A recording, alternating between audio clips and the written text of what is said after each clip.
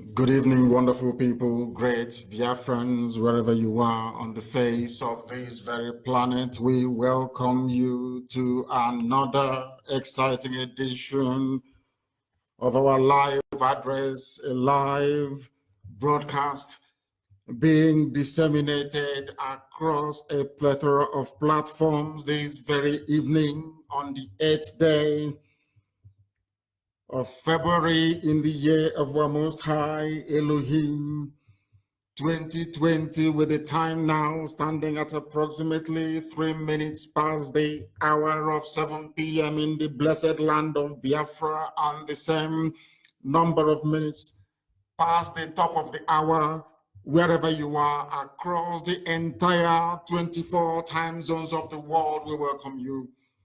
Due to understandable technical difficulties, we are not able to play you the Professor Innocent Odenibo rendition of our national anthem, but we shall endeavor to do so at the end of this very program. Therefore, I welcome each and every one of you, and as I do so, I will very seriously encourage you to welcome those who are around you as well. I say good morning, good afternoon, good evening, and good night to some of you. As ever, we have come to preach this very gospel of restoration. We have come for the dissemination of the truth, for the dismantling of the damnable zoological republic, the inevitable ushering in of this blessed land of Biafra. Its very restoration is what we pursue in truth and in every honesty, and by the grace of the Most High Elohim, Biafra shall be restored in our time. We are not only resolute, we are determined. We are not only committed, we are prepared to sacrifice everything sacrificable to ensure that Biafra comes into existence, because that is the only thing that Elohim would have wished or have requested of us.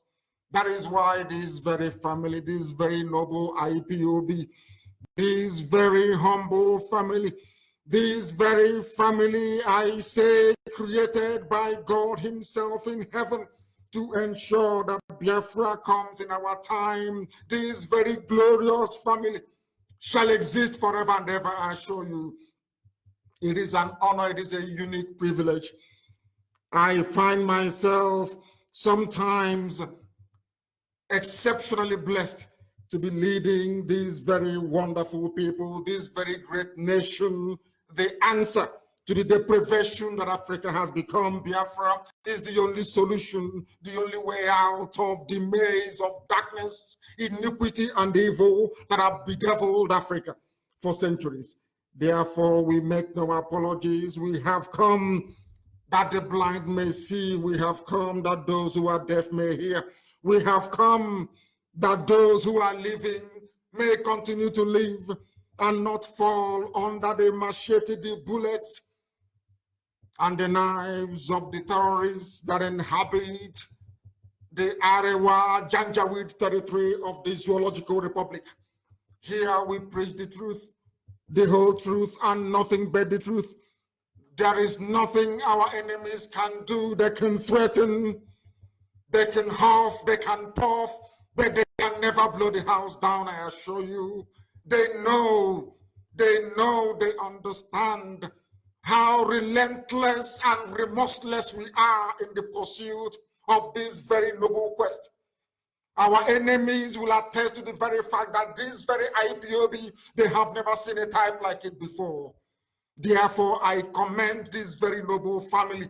I commend every coordinator. I commend every principal officer. I commend every leader. I commend everybody who wakes up in the morning to offer a prayer to God in heaven for the preservation of IPOB and for the restoration of Biafra. For only them can see the light. For only them can inherit the kingdom of God that is to come, which can only be found in Biafra.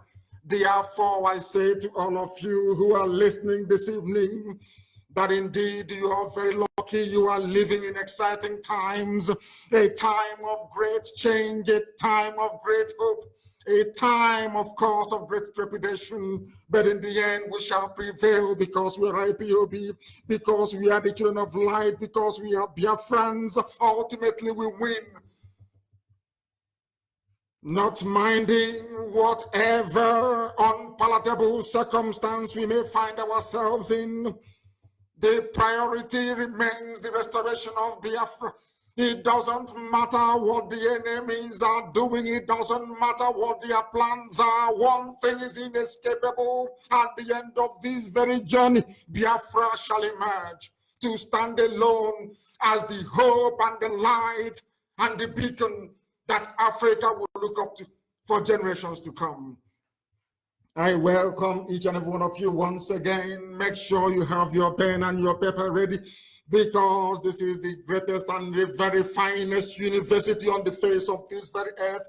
If you're not listening to Radio Biafra, you will be enveloped in ignorance if you're not part of this very noble family. The janjaweed from the Sahel will continue to wreak havoc, not only upon your lives, but also upon your destiny.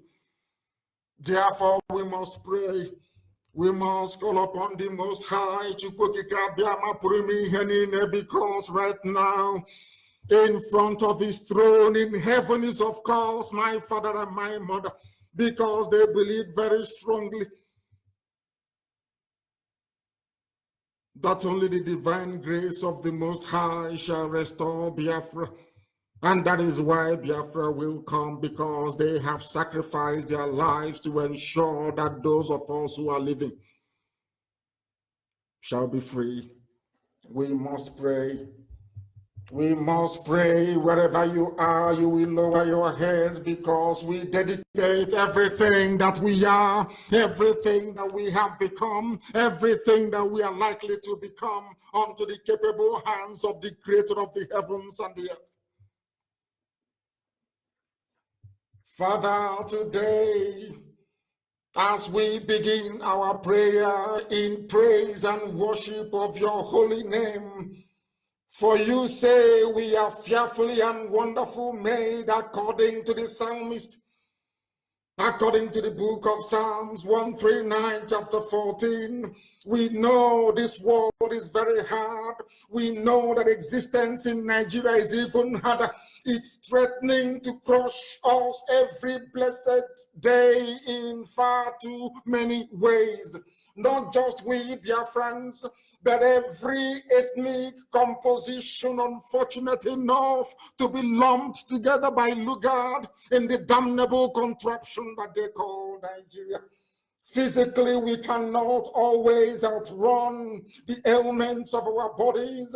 Sickness and injury take hold upon us. We are not always healed to the original state of our health. Mentally, we are bombarded and pulled by unfiltered thoughts threatening to run away with all that we represent on a daily basis. Spiritually, you promised us a battle in this life. The Janjaweed from the north, the Alamajiri, the sponsors of Boko Haram, the terrorists who go into political office to wreak havoc and mayhem upon the lives of the defenseless. They are threatening our very existence, and you have decreed that Biafra will come, that your children may be saved from the iniquitous existence in the colonial British contraption designed to enslave, to cage, to ridicule, and to destroy your children. You must bring our hearts to focus. We plead the Elohim, your truth at the start of each very day. We expect a battle. We will get a battle, but also your deliverance is near, because that is your promise. You are God. You never fail. The same way you were yesterday, you are today, and shall remain forevermore. Father in heaven, in overwhelming moments like these, when we are being overrun by Fulani headsmen, when we are having puppets being installed in Imo State to serve the whims and the caprices of the Fulani Caliphate, For moments like these, we seek your truth as we are reminded that you are our hiding place. You will protect us from troubles. You will surround us with songs of deliverance, according to the psalmist in the book of Psalms, chapter 32, verse 7.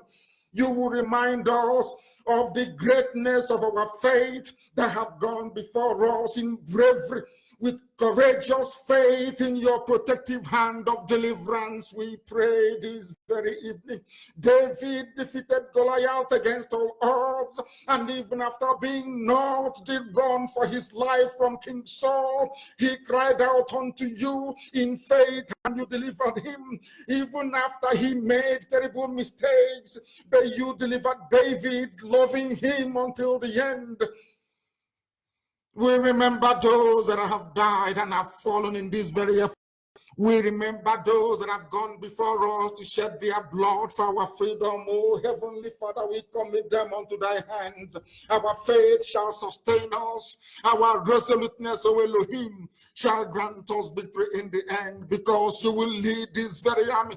This very army will stand in front of them as we go into battle to confront the forces of darkness that have brought misery, death, and pain upon your children. Come and give us your grace. Come and give us your mercy, that Biafra may come in our time, that your will in heaven may be done upon the face of this earth, that every generation that will come after this will testify that there is God in heaven, that Chukwokika Biama presided over all the affairs of men, and that Biafra came because you decreed it, that Biafra came because that was your wish upon the lives of those that call upon your name in truth and in honesty, as this very noble IPOB family has done and will continue to do until the end of time. In the grace, in the exaltation and adulation of your holy name, now and forevermore, we pray. He said,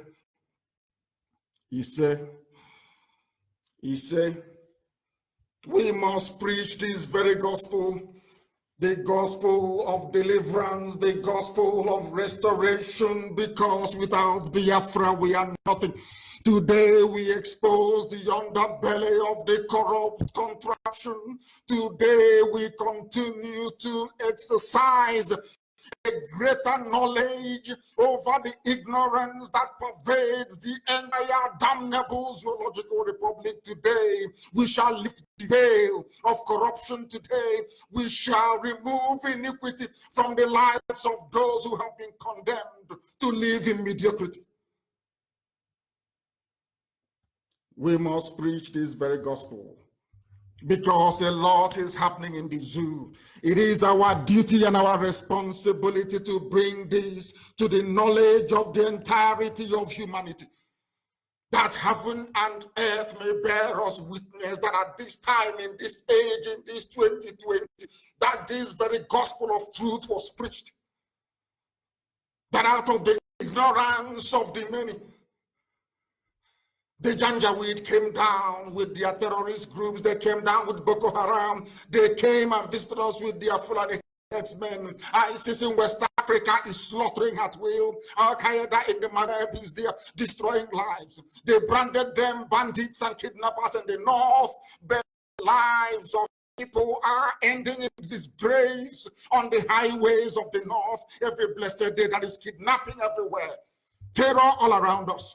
And what have we done as a people? What have we done as the children of the Most High? We have done absolutely nothing. We complain and we do nothing. The same template that other people are today emulating was first encapsulated by IPOB. We formed BSS to protect the lives of our mothers and our children and of those who are innocent. I was in the United States of America. I was in California, in Los Angeles to be precise. I asked for guns and I asked for bullets because I knew what was coming. I knew that death will come. I knew that the heavens have turned blood.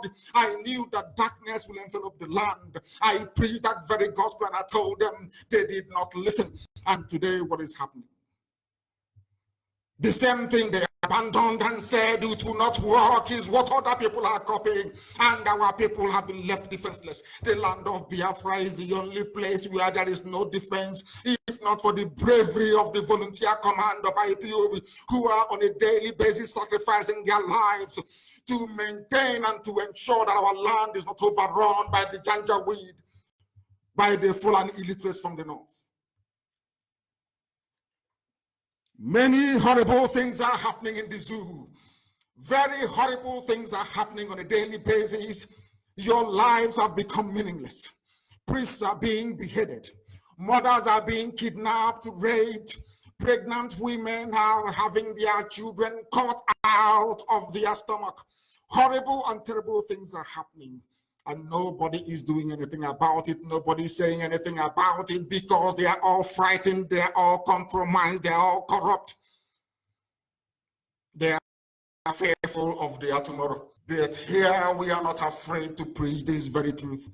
Here we know that the truth must prevail. Whoever created Nigeria, that monster, that evil that created that den of death, must be put to shame. They must be shackled and they'll be put to shame, and Biafra shall emerge, and so will it. The freedom for all oppressed ethnic groups in that damnable zoological republic. They have abandoned their pattern dance 1, pattern dance 2, pattern dance 3, and 4, and 5, and 6, and who knows what else. What is now happening in the zoo is an indictment of the very essence of being a Nigerian. If you claim you are a Nigerian, your stupidity and your idiocy is staring you in the face. What the Fulani Janjaweed have done to your lives is a demonstration that it is your natural right, obligation, and duty to rise up to oppose iniquity, as represented in the government of the Fulani Caliphate you have in Asarok. This evening we shall lay them bare. This evening we shall expose them. This evening the world will know that the zoo has almost, it is gone and gone for good. I said that the zoo will fall, and it has fallen. When I call it a zoo, don't get upset. Look at yourself in the mirror and ask yourself, which human being with common sense will inhabit a country that is as spectacular a failure as Nigeria has become? Look at yourself in the mirror and tell me if you would belong to a country or wish your children to belong to a country where all the horrible and terrible things happening in Nigeria today obtain. Ask yourself that very simple question. You know now why we call that place a zoo. You will begin to understand it. In fact, I concede to my dear sister, who is an Hollywood actress, I've forgotten her name, who said that a zoo is a better place than Nigeria. It is about time that people become self-critical. When you become self-critical, believe me, you advance. That is why when Europe colonized the whole world, that is why they are advancing in every sphere of human endeavor, because they believe in self-criticism. When they are doing wrong, they criticize themselves, they get better. I do not understand why people who call themselves human beings, not just in Nigeria, but all across Africa, all we do is to wallow in self-pity. Nobody rises up in the morning to ask, why is it that we have abundance of coal, of natural gas, of wall-to-wall sunlight, almost 24 hours every blessed day? Why do we have rivers? Why do we have other means through which power can be generated? You have no electricity. That is an indictment of you as a human being. It means that your university education, your PhDs and all your degrees are entirely meaningless, because the things that your brain is supposed to utilize all the resources around it to produce, you're not doing it. Are Europeans with 2 or 3 heads? I'm asking you. Those who are advancing in Far East Asia, do they have 2 brains in their skull? They are human beings like we Africans are. But ask yourself this question: why is Africa not moving forward? Africa is not moving forward because of the level of mentality you find in a place called Nigeria today. This very evening, I want our people to try to be as reasonable as possible.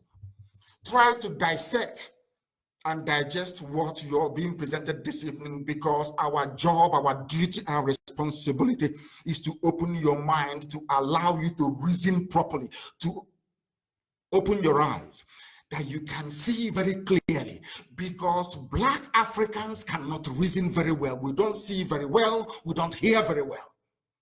This evening, I hope to be able, as we embark upon this very journey of enlightenment, we will begin to repent, to offer ourselves for deliverance. Because if you do not offer yourself for deliverance, you can never be delivered. It's impossible.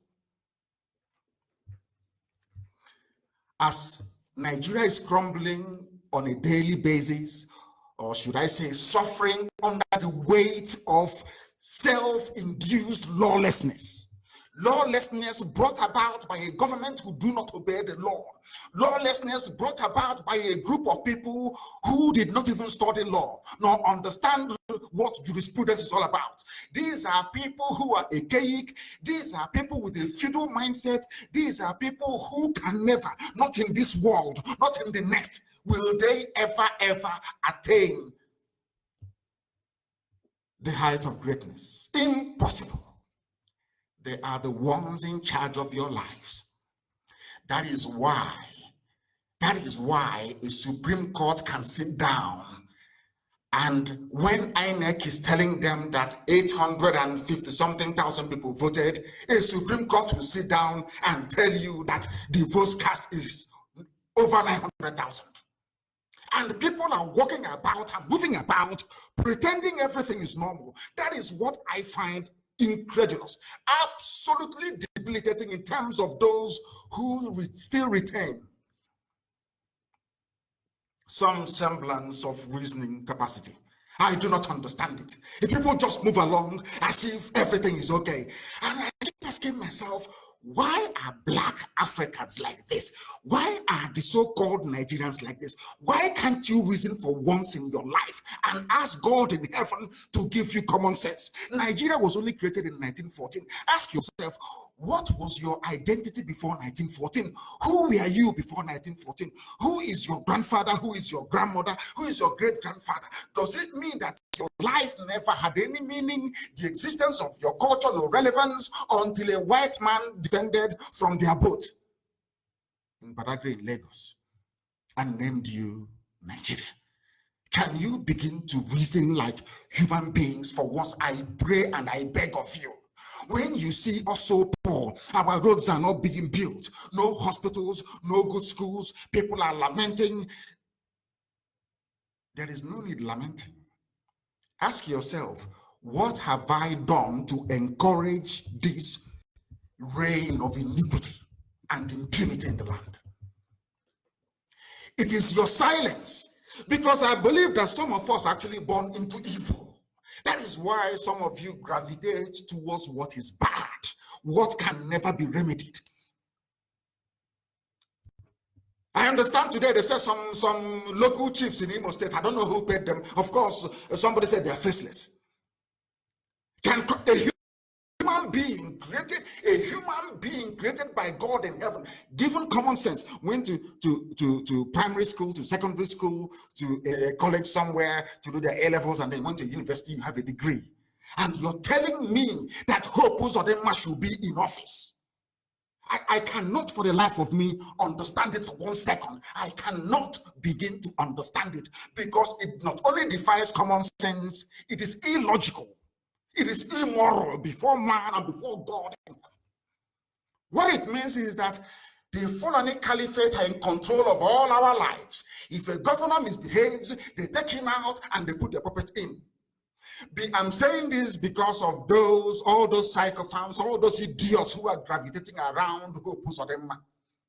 I'm saying it, it is not about Imo State. It is not even about Igbo land. It is not even about Biafra as a whole. It's not even about Nigeria. It is about humanity and doing what is right before God in heaven and man on this very earth. We shall come back to that later. Some of you don't know that your people are dying. I'm making this address this evening to World Igbo Congress in the USA. They are the primary audience this evening. Of course, we know the whole world is listening, including some professors in universities across Argentina. We know they love Radio Biafra. We know that very much.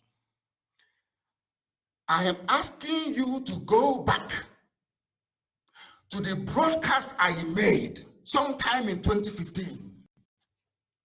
When I was in the US, I was asking you for guns and for bullets. Some of you said, oh no, the KANU wants to start a war again. I said, no, I have seen what is to come. What you have in Nigeria are not prophets. Everything I tell you is gospel. Don't tell me, ask me how it's possible. It is simple divine revelation.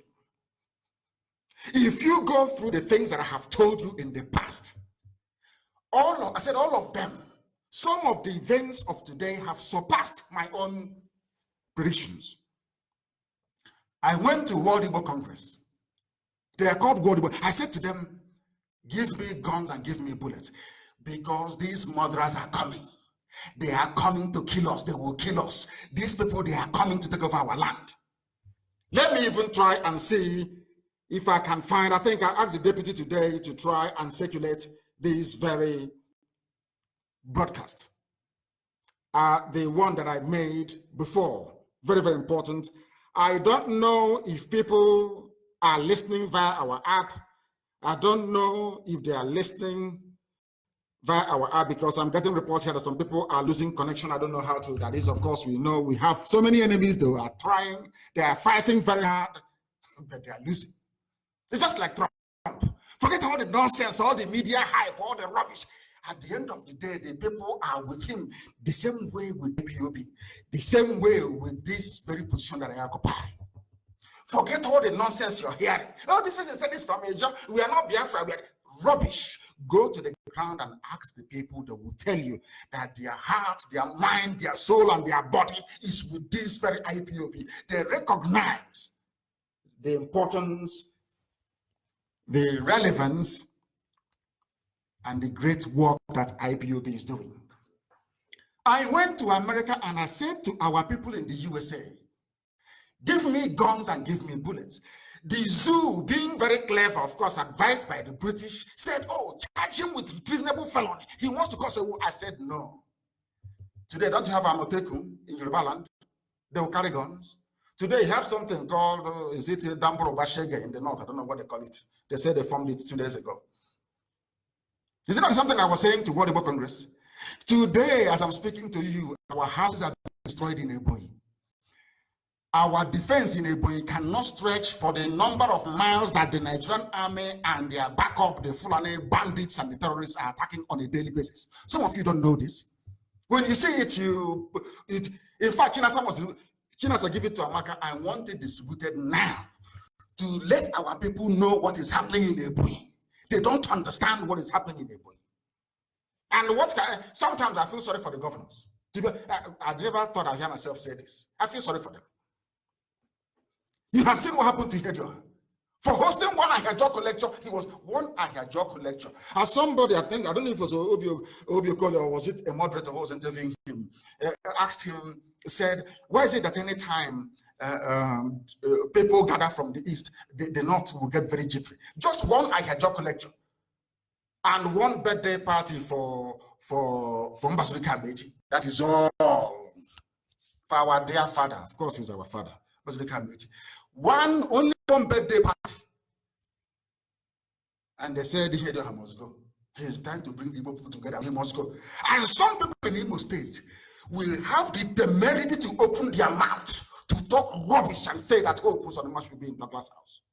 But we are coming for all of you, one after the other. Mad, insane people. It's nothing to do with, I don't know who Emeka Ihedioha is. I don't want to know. I don't give a damn who they are. In fact, they're all the same thing. They're all Abuja brought up. They're all the same. But what is right is right. This IPOB stands on the side of justice all the time. I said justice all, regardless of who is involved. When I was in detention, some of you may have forgotten, I fought for the release of so-called Boko Haram suspects because I knew those young boys from Niger State were innocent. I fought for them. Some of you may have seen the clips. When I used to go to Federal High Court in Abuja, I used to stand in, I called the journalists and I called the parents of these boys suffering at the hands of the DSS. Inhumane conditions are being kept. I asked them to speak up, and some of them were released as a result of that. We fight injustice regardless of who is affected, regardless. And what is happening in Imo is a travesty. It's a shame on Imo people, not just on Imo people, on the entire Igbo race. It's a shame on the entire nation of Biafra, on all of us, on everybody. It is a shame because, as I've warned you before, if it goes in through one ear, it comes out of the other one. Somebody, they're scamming us. So look at these Biafrans. What are they doing? They're scamming us. But today they're slaughtering you. And then, everything I said, has it not come to pass? Have they not abandoned the North to be circulating in my village? Yet some of you cannot reason. A war is going on in the North. Terrorists are taking over local governments in the North. And the so-called army designed, equipped to fight them, they're in Islam perambulating. As it is normal. That shows the extent of depravity in your brain. That shows you in a very bad light. That shows you why you were colonized by the Europeans. That shows you why Africa is the bottom of the pile in the whole world in terms of human development and progress. Because there is a part of your brain that is pure darkness and evil. Anywhere you see evil, you go there. Like Loretta and Onochi, whatever that wayward woman's name is. Anywhere you gravitate towards. In fact, I'm happy to say that the Yoruba media used to do that before. Anywhere they see evil from Fulani, they go and they support. Now they have prevented. Now they have changed. Because it has affected them. I'm sure it has affected these families as well. It is not big news because Biafrans don't control the media space in Nigeria. So it's not big news, but on Radio Biafra, we preach it that the world may hear, that mankind will bear us witness, that the day it starts, nobody will come and say, oh, they are seceding. They want to, of course, we are now everywhere. Nobody can lie against us anymore. Forget all the fake pages of blogging sites they have developed to publish junk and debunk their own junk they have published. Nobody can pocket IPOB. It is impossible. We are unstoppable. This train is unstoppable. If you stand in the way, you'll be crushed. Ask the zoo what they are going through. They will tell you. They will tell you. This is for Otundi Bonin, what are they called? They are called. I'll come to the rest of the Biafrans later on. But these are the main culprits. This is what I'm addressing this to them. I want to tell you what is happening in the zoo called Nigeria to our people, to Biafrans all over the place. It is not big news. Why is it that Fulani terrorists hijacking GUO? Some of you know who GUO is. They operate what is called a luxurious bus. It's a coach from the north to the east, from the north to the west. There's also Ezenwata. They did not just abduct GUOs, they abducted a luxurious bus carrying Biafrans in the boarded Ezenwata luxurious bus. They also took Young Shall Grow. But none of you know, some of you don't know this. Some of us we on Facebook, being and yapping, talking rubbish. On Instagram, writing junk. Whereas the Fulanis are teaching us is a new version of this is not just coronavirus, it's just something very similar but even more deadly. They are now all the luxurious buses coming from the north, they take them. These are the ones that people manage to escape. 1 or 2 persons to raise alarm. And the police are speaking about it. Not running after the terrorists, not running after the bandits and the kidnappers. No. They're in Eastern Africa in my village. And you're telling me that such a country deserves to exist. You're telling me that a country that is, that quite literally abandoned their commitment, their obligation, their constitutional duty to fight armed insurgency, left it and is perambulating in a village organizing a burial for the traditional ruler. Can you believe that? Can anybody in their right senses, any human being that has brain in their skull, comprehend such absurdity? They cannot. But I want to tell you why some of you condone it. I want to tell Nigerians why they condone evil. You condone evil because inside you, you are naturally bad. You are evil yourself. As I said earlier, I'm very glad that Yoruba newspapers, they have now repented. They have now seen the light. They have not seen the truth. What we are preaching is the truth. Nobody hates. I do not hate anybody.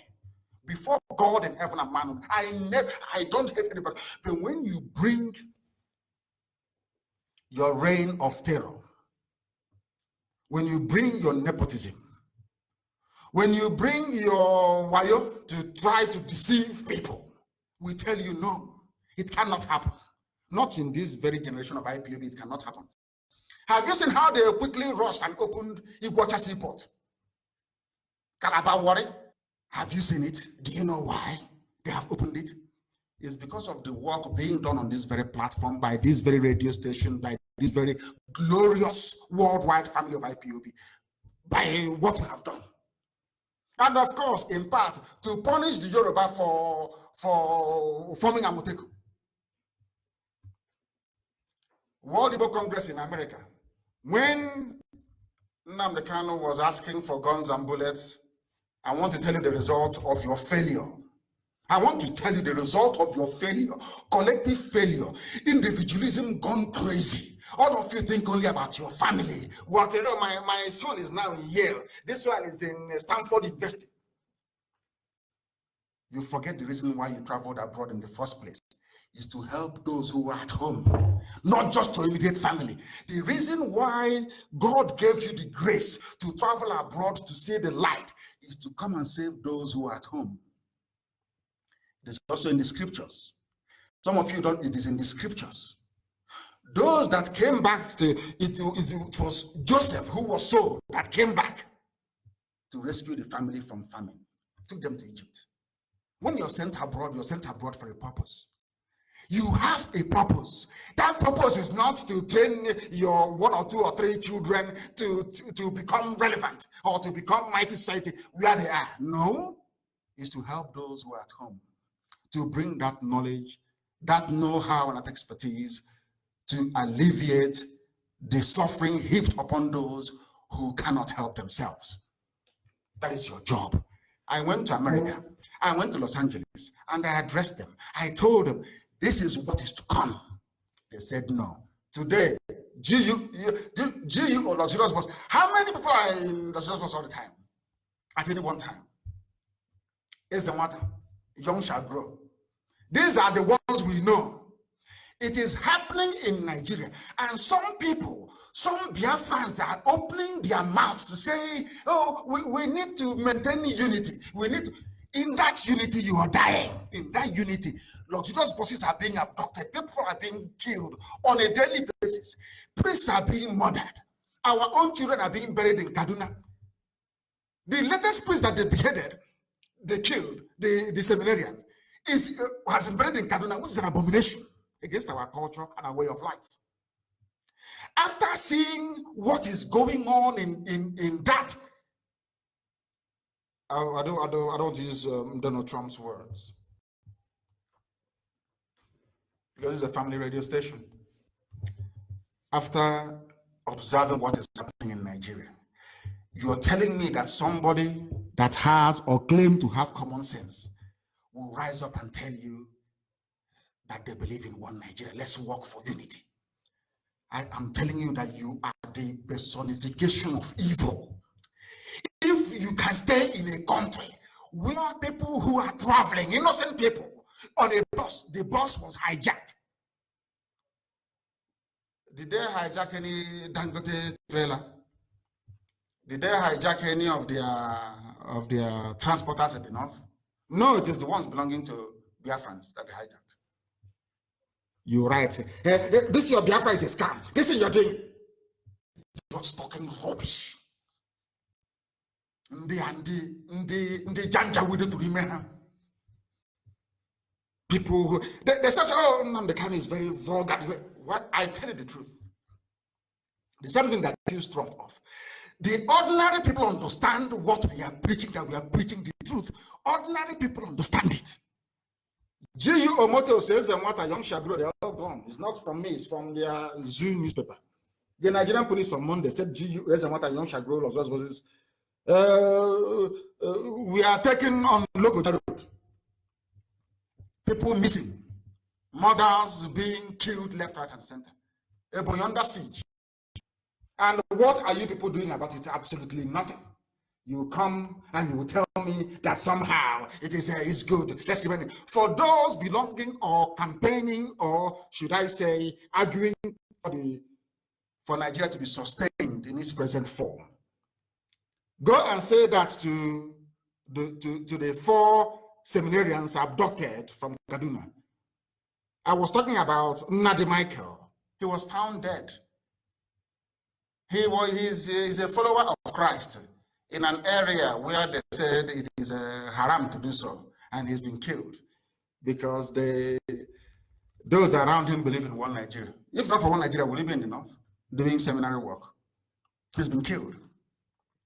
What will KANU do? Nothing. If he provoke us, we'll do something.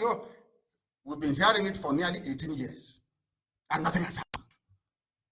When we preach on this platform the simple truth, you see some people say they want to open 4,000, not 10,000 churches. You see how mad some people are. They call themselves preachers in the zoo. They go and they mount the pulpit and they talk rubbish. They collect tithe every Sunday. That is why in fact, when I pray, I will pray to God to tell my mother and my father what he put in the brain of black people, to be honest with you.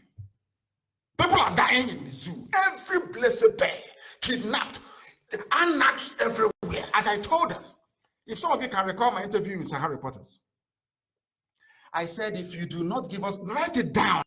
If you do not give us Biafra, Somalia will be a paradise compared to Nigeria. I said it. Have you not seen it? Today, Nigeria is a worse place to live than Somalia. Go and check the terror index. As I told you, it will happen. When we say this, because some of you, you knew when we were going to school, when we grew up, you don't, I'm not, I didn't open a Pentecostal church, so you won't fully understand, but I appreciate what we're doing, what we're saying. But everything we say comes. I said it. Biafra is the key. If they don't let Biafra go, believe you me, Chukwuka will destroy Nigeria beyond recognition. That what will happen in Nigeria, people will be wondering how is that possible. Write it down on this day, February 8, 2020. That is what I said. February 8, 2020. If they don't give us, sit down and watch what is going to happen to Nigeria. You think what is happening now is lawlessness? The real one is coming. The real lawlessness is coming because God, people say, oh, God told me, God, yes, I'm telling you. Because everything I said comes to pass. I told them when I went to America, when I was at World War Congress, I was telling the whole world that they are coming. Did you believe me? When I told you that they were coming, did you believe me? Have they not come? When I told you that Nigeria will be worse than Somalia, did you believe me? Go and take the terror index. It is there. In black and in white. Nigeria is a more dangerous place to live in that. We've not even started though. Some of you don't know what is in store for you. When it happens, I will tell you, I told you so on February 8, 2020. If you support one Nigeria, believe you me, Nigeria will consume you. You will be eaten alive. You'll be eaten, you'll be alive and breathing, and your flesh will be torn off your body. One of the 4 abducted Kaduna seminarians, his name was Nnadi Michael. He was found dead. One Nigerian. Let's move forward in diversity. He was diversifying in Kaduna, and they killed him there. Now, let me ask people one question. And also for Yoruba journalists who write junk, of course, we are now friends. Of course, Yorubas are my brothers now, so I won't say anything against them. But I'm just saying, there are still some from Kwara State, with due apology. There are some remnants, some die-hard Fulani apologists from Kwara. They're in Lagos somewhere, still writing junk against Biafra and trying to promote their one Nigeria. And I have this question for them. Nnamdi Michael is an Igbo man. I call him a man, of course. He's trying to become a priest. He was killed in Kaduna. And some of you know it is actually an abomination to bury one of us outside our ancestral home. Some of you don't know this, but I refer you also back to the scriptures, I call it the Torah. Forget about all these things. But for the purpose of should I say, broad understanding, let me say the Bible. Even when Jacob died in Egypt, they took him back to the same land of his father, of Abraham. The same land of his father, Isaac. Have you not noticed? They don't bury us abroad. My mother died in Germany. She was flown back to be buried in the land of her ancestors. Do you understand that? That is who we are. But this Nnamdi Michael has been buried in Kaduna. We are praying for God to forgive us of the crimes we have committed. We're even committing more abomination on top of it. He's been buried in a seminary ground in Kaduna. Who killed him? Let me ask this question to Yoruba people. Yoruba, not all of you, those who have not yet repented, still the very bad ones amongst you. Let me ask you this question. Do you think that if Biafrans took up arms and formed a terror group, not one, not two, not three, but four, what would you do? Every Biafran would have been killed, everybody slaughtered. I remember DW, Dutch Vela, coming to interview me, saying, are you not putting the lives of Biafrans at risk in the north by this your agitation? Mere agitation for Biafra. They gave us quick notice in the north.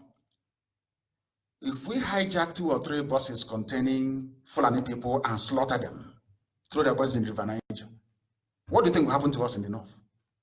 I'm asking Yoruba journalists this very question.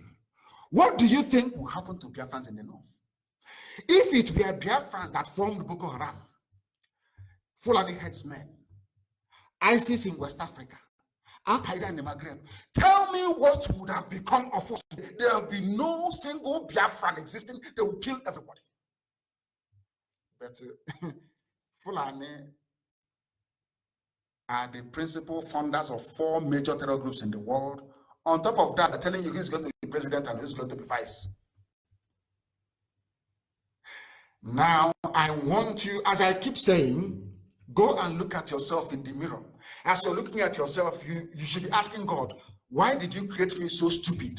And by so doing, put me in Nigeria. Go to the mirror and believe you me, you will change. By tomorrow, you become a better person. Go to the mirror, look at yourself and ask yourself, God, why did you make me so stupid that I am part of one Nigeria? I ask you again, listen carefully to my question. All of you clamoring for one Nigeria, talking rubbish against IPOB, which I love anyway. I love criticism, believe me, I love it. It supports me on every blessed day, I love it. Ask yourself, if it were the Igbos or the Jaws kidnapping Yoruba people, kidnapping Fulani, kidnapping Hausa, kidnapping Bagi, and killing them at will, raping their mothers, cutting off their head, saying, what do you think everybody else would do? Simple question. You can't answer. One little coup in 1966, organized by the officer class from every tribe, every ethnic group in the zoo, they conducted a coup. After that coup, should I say failed, they used it as a pretext to slaughter 300,000 Biafrans in the north. 300,000 were killed in the north. A coup that involved the death of a few people. But look at Boko Haram. When they started, their signature attack was St. Michael's Church. What's it again? Is it Mubi? St. Michael's Catholic Church. They know that Biafrans go there to worship. They attacked it. Here was their signature outing. I think it was Christmas Day bombing. It was 2000 and I've forgotten the year. I think Deputy will remind me in a second. Remember it? People died. We brought them back to Anambra. We are crying and saying, oh, the family has been wiped out. Oh, can you see there are no more? After that, we foolishly packed our bags and went back to the north. Today, what they are now doing is, it says you will not hear. They wait for you on a bus. As you're coming back, they offload you and they kill you. All you do is you go to Channels TV, you go to AIT, you go to one of those idiotic talk shows you have in the zoo that makes no sense. And you'll be there talking rubbish. We need to move this country forward. We need to look at insecurity in the country. All of you are frightened to say that it is the Fulani who are doing the killings. You are frightened to say the truth. You are frightened to say that the Fulanis are savages. These are savages from the darkest recesses of hell. You cannot say it because you're all cowards.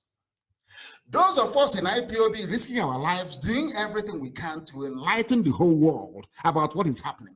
You're just saying, this thing that they are doing, that shows your level of stupidity and idiocy. I've heard some of them speaking or talking at a gathering somewhere in Lagos regarding what is happening in Imo State.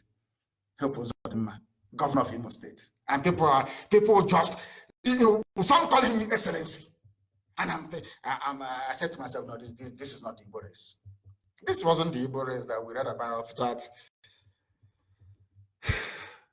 Professor Donatille taught me about. This is not, these are chaff, this is not, you want to have this is not the Igbo race. It's not, God forbid. The original Igbo race never tolerates evil. Never, I said never.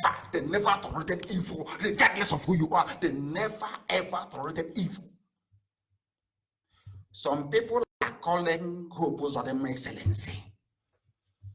And you're telling me that these are Biafrans, they have the blood of our ancestors in their veins. Is that what you're telling me? Of course not. Such nonsense must stop. They have killed the seminarian, he's dead. His name is Nadi Michael. Dead, abducted them, and they slaughtered them. And tomorrow you talk about one Nigeria. Let's move our country forward. I say, may shame be your portion now and forevermore. Shame befall you and befall your family and your household. You are evil. Anybody preaching one Nigeria is evil. It's working for Lucifer. You are evil. You are Satan incarnate. Shall I work with you? May what Nadi Michael went through, may your children suffer it. May your grandchildren suffer it. May they be beheaded at the hands of Fulani, wild beasts and terrorists in the north. Listen carefully. I preached before for World Igbo Congress in America. This very next item we are going to look at is for the zoo. Those that call themselves Nigerians. Those who sat there, they are there. Their house is burning.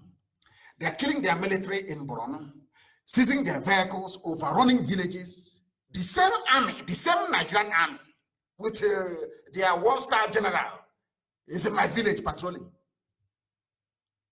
Patrolling the venue of a funeral service, burial ceremony.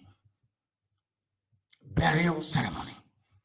Now, I want people to begin to appreciate the depth of evil in the zoo. You are telling me that ISIS in West Africa, they call them ISWAP, they killed 3 soldiers, 3. They seized 2 military vehicles in Borno. This is according to their paper in the zoo, Punch.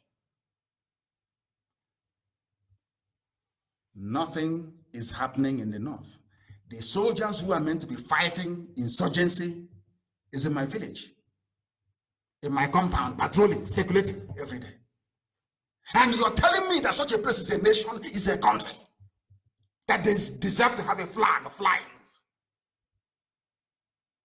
A country of supposedly 200 million people. Are you telling me that 200 million people can be so daft and useless at the same time? Is that what you're telling me? That 200 million people can be so stupid that terrorists are killing your soldiers. Those soldiers are in a peaceful, quiet village in Biafra land, perambulating. And when I say there's something wrong with the brain of a black man, people don't understand it. There are vehicles we have seized in Bron. The fighters from the Islamic State of West Africa province, they stormed into the town of Askira late on Friday. That was last week. They went in a dozen pickup trucks, guns blazing everywhere. Nobody is holding them responsible. Nobody is blaming the Fulani for what is happening.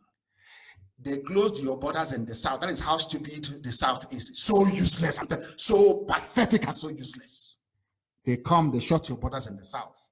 They open their borders in the north. Nobody knows who is a Nigerian citizen anymore or not. Terrorists are coming in their droves, abducting and killing you. And you come out the next day. Let's work on the security of the nation. Let's try and bring the nation together. I don't think you're a human being. All of you that think that way. All of you. None of you are, honestly. The military is in the north killing people. No, the terrorists are killing them in the north. They themselves are busy killing people who are unarmed in the east. I cannot rationalize this. I cannot understand it.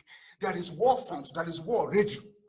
Their mothers and their wives are in IDP camps where the soldiers are raping them. Is there in the news? You know this very well. Instead of those from the north to recall their army in Biafran and say to them, what are you doing there? The battle is here in the north. They left them. Oh, he's the KANU. He wants to stop us from taking oil money and gas money from Biafra land. And you're looking at NNAMD1, looking at IPOB, the more of you end up in IDP camps, the more your local governments are taken. But if you recall all those soldiers they put along all those checking points, all those idiotic places that they occupy, maybe you stand a chance of defeating insurgency. You don't know that God is miraculous. You don't know that we serve is miraculous. As you're busy in Biafra and roaming around aimlessly like the idiots that you are, your land is being ravaged by terrorists, being taken. If you don't know, that is how daft they are in the zoo. A bunch of hopeless people. When I call them a zoo, they say, oh, he's insulting us. He's insulting. I'm not insulting you. I am telling you the truth. Tell me a country where their soldiers are being killed, helicopters being shot down, villages being sacked, ravaged. You allow somebody will sit in their office in Abuja at the military command and I say, today we are deploying soldiers now to NNAMD1's compound in Isiama Faruku. What is the reason? Is there any war going on there? No. They are about to bury their parents. Let's go there and fight a war. God in heaven. And you claim you have brain in your skull? You're telling me that all those ambassadors that they have in Nigeria, somebody's telling me that all those, the German ambassador, the British, don't they see all these things? The US ambassador, don't you people see this travesty going on? Are you blind to the idiocy of the zoo, what they are doing? Are you that foolish that you cannot see what is happening in the zoo? You give them support. Mike Pompeo gave them 40 million a few days ago to support them in the north in what they are doing. But the 40 million is being spent sending troops to peaceful area to go and kill innocent people, whereas terrorists are in the north ravaging the whole place. And you're telling me that such people are human beings? And is that what you're trying to convince me? You're telling me that we Africans, we are normal? You think I'm going to pet you, I'm black and proud? Rubbish. Your brains are empty. You cannot reason. Because if you can reason very well, there is no way you produce cocoa in Africa and import chocolate from Western Europe. If your brain is normal, there is no way you can have all the natural and mineral resources you have in Africa and you're drowning in the Mediterranean. There is one simple reason for it. We are daft to the core. What did you say? Oh, I have PhD. I went to this school. I went to that. Your brain is empty. The collective is what matters. Collective, not you as an individual. A lesson that World Go Congress must learn. A lesson they ought to learn. In America, I know more from I'm a pharmacist, I'm a doctor, I'm a nurse. I run my own business. just you. The day you die, your children will go and marry Mexicans and your name will be gone forever and ever. Mad people everywhere. They are even. Kidnappers open fire, abduct passengers on Lokoja Abuja Highway. Vanguard newspaper. These are what I'm telling you. You know, before they will say, oh, they fabricated the story. It's a Biafrans. They are fabricating story. It's from their paper in Nigeria. Nigerian newspaper, daily. Vanguard. Kidnappers open fire, abduct passengers on Lokoja Abuja. Why can't the army in Biafra and the army in my father's compound, why don't they go and patrol those? That is their job. Go and patrol Lokoja Abuja Highway. They won't, because they are all in the same game together. They are all terrorists, all of them. They have one agenda to Islamize and to enslave all of us. Forget all their nonsense. Once in a while, Sultan of Sokoto will come out. We need to maintain tolerance, all of us. They know what they're doing. How they go again? Of course. They are chewing you away, alive, and they're blowing soothing breeze. One person is Buratai is there conducting or waging a jihadi war against Biafrans. And they bring us Sultan. We are one people, religious unity. That buffoon go on. Oh, let's pray for one Nigeria. His own village is gone. If you doubt me, go and ask T.Y. Danjuma. Is Plateau not gone? Of course it's gone. They've taken it over. It's gone. Because they were busy fighting their friends from the east instead of facing the raw enemy from the north. They say police fight back, rescue some passengers, arrest 4 kidnapper members or whatever they call it, people belonging to the gang. But nobody, you cannot hear Wole Soyinka or somebody ask, or their Senate House or whatever rubbish they call it, House of Reps, ask the question: if we are having insecurity in the north, people are being abducted and being killed, beheaded every blessed day, what is the army doing in Isiama and Faroku at the home of NNAMD1? What is the army doing there? Let the army justify what they're doing there. But they won't ask. And that is why they are dying. They think that they can mock God. Do you know who God is in heaven? Watch and see what is going to happen. Zoo will be decimated. Write it down now. I don't believe in, I'm not on Baka or any of these idiots. Brand envelope prophecy. What I tell you is what is going to happen. I speak with the divine authority from heaven. I'm telling you that the zoo, you see, God in heaven will destroy Nigeria beyond recognition. Write it down in a piece of paper. It's called implosion from within. They will eat their own flesh. What I tell you is from heaven, direct. I in fact, Uche, give that clip to Amaka to distribute so that we hear it. In 2015, I said it. I made it very, very clear to the whole world that it's coming. I warned you about ISIS before they came. Didn't I warn you about what is going to happen? In 2015, let me see if I can actually find the clip and play it, that the world may bear us witness. Yes, thank you very much, Solomon. Sorry, St. Teresa Catholic Church in Madala, I remember. St. Teresa's, 25th of December, 2011, when they planned to get rid of Jonathan. President Goodluck Jonathan was in office. This was the opening salvo that we have come. You must be gone. I went to Sweden. Some of you don't know. I went to Sweden. I spoke to a very powerful journalist in Sweden. I asked him what is happening. He said, oh, Jonathan cannot tackle the insurgency and the terrorism with an ex-general who can do it. I said, from here in Sweden, you know an ex-general who can do it. And it's Buhari. At that time, I knew, of course, what the zoo does best. They have shared all their money. I keep saying it all the time. The reason why the US ambassador, UK High Commissioner, EU ambassador to Nigeria, the reason why they don't file accurate reports back to their home country is because once you assume that position, they give you money. $1 million in an account somewhere, offshore account.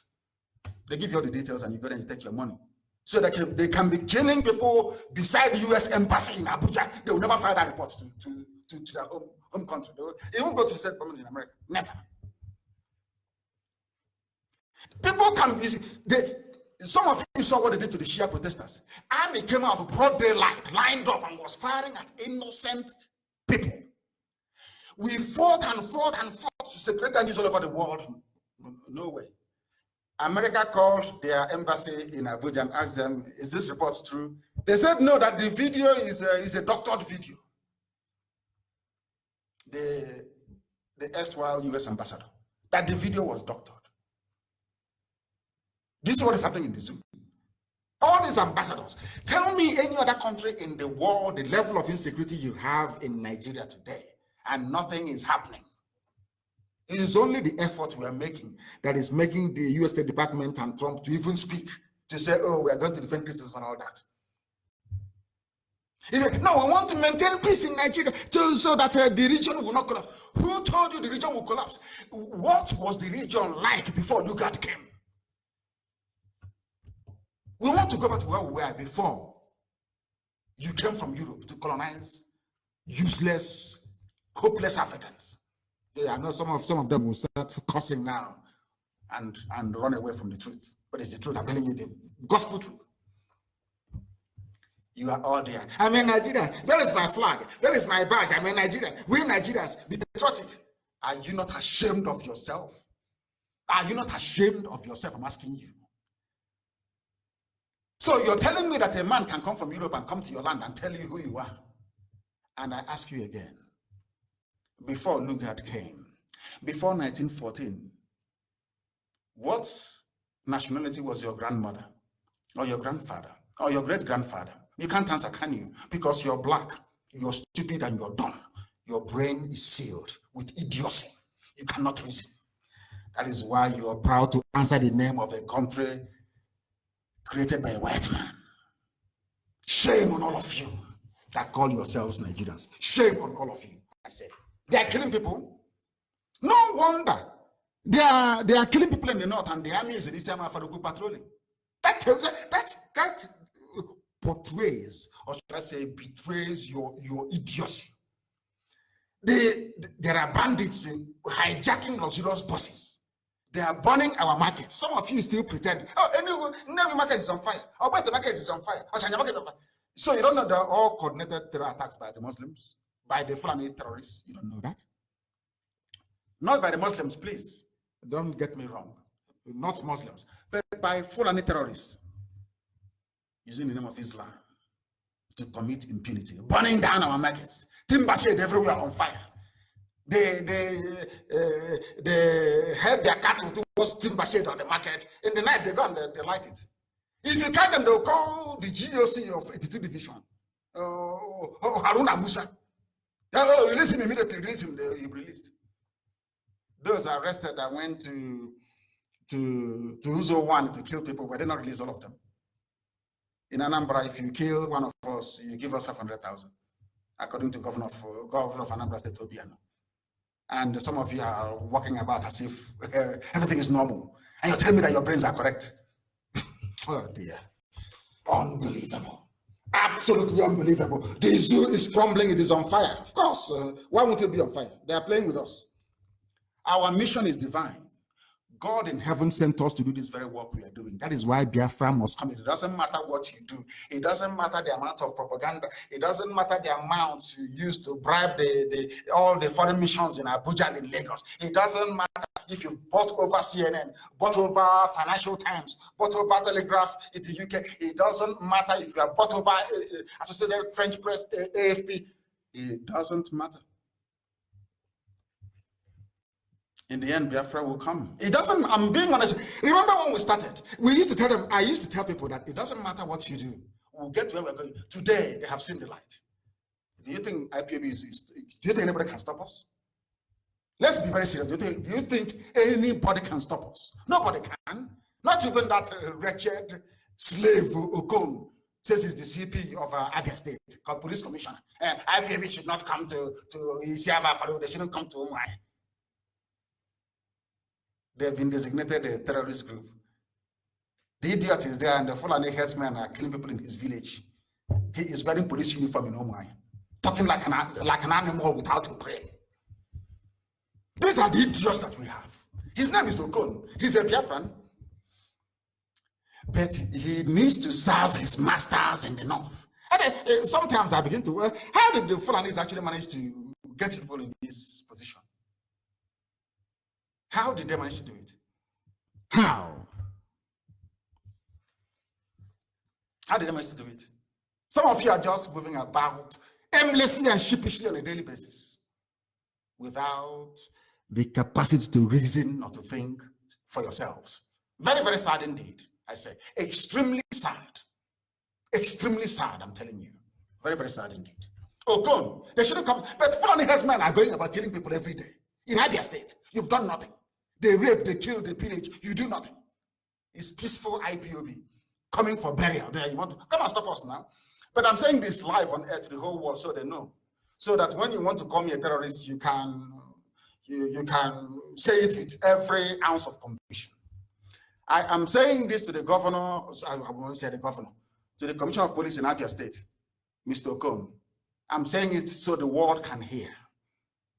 If anything happens to any IPOB member on the 14th of February, all your children will be killed.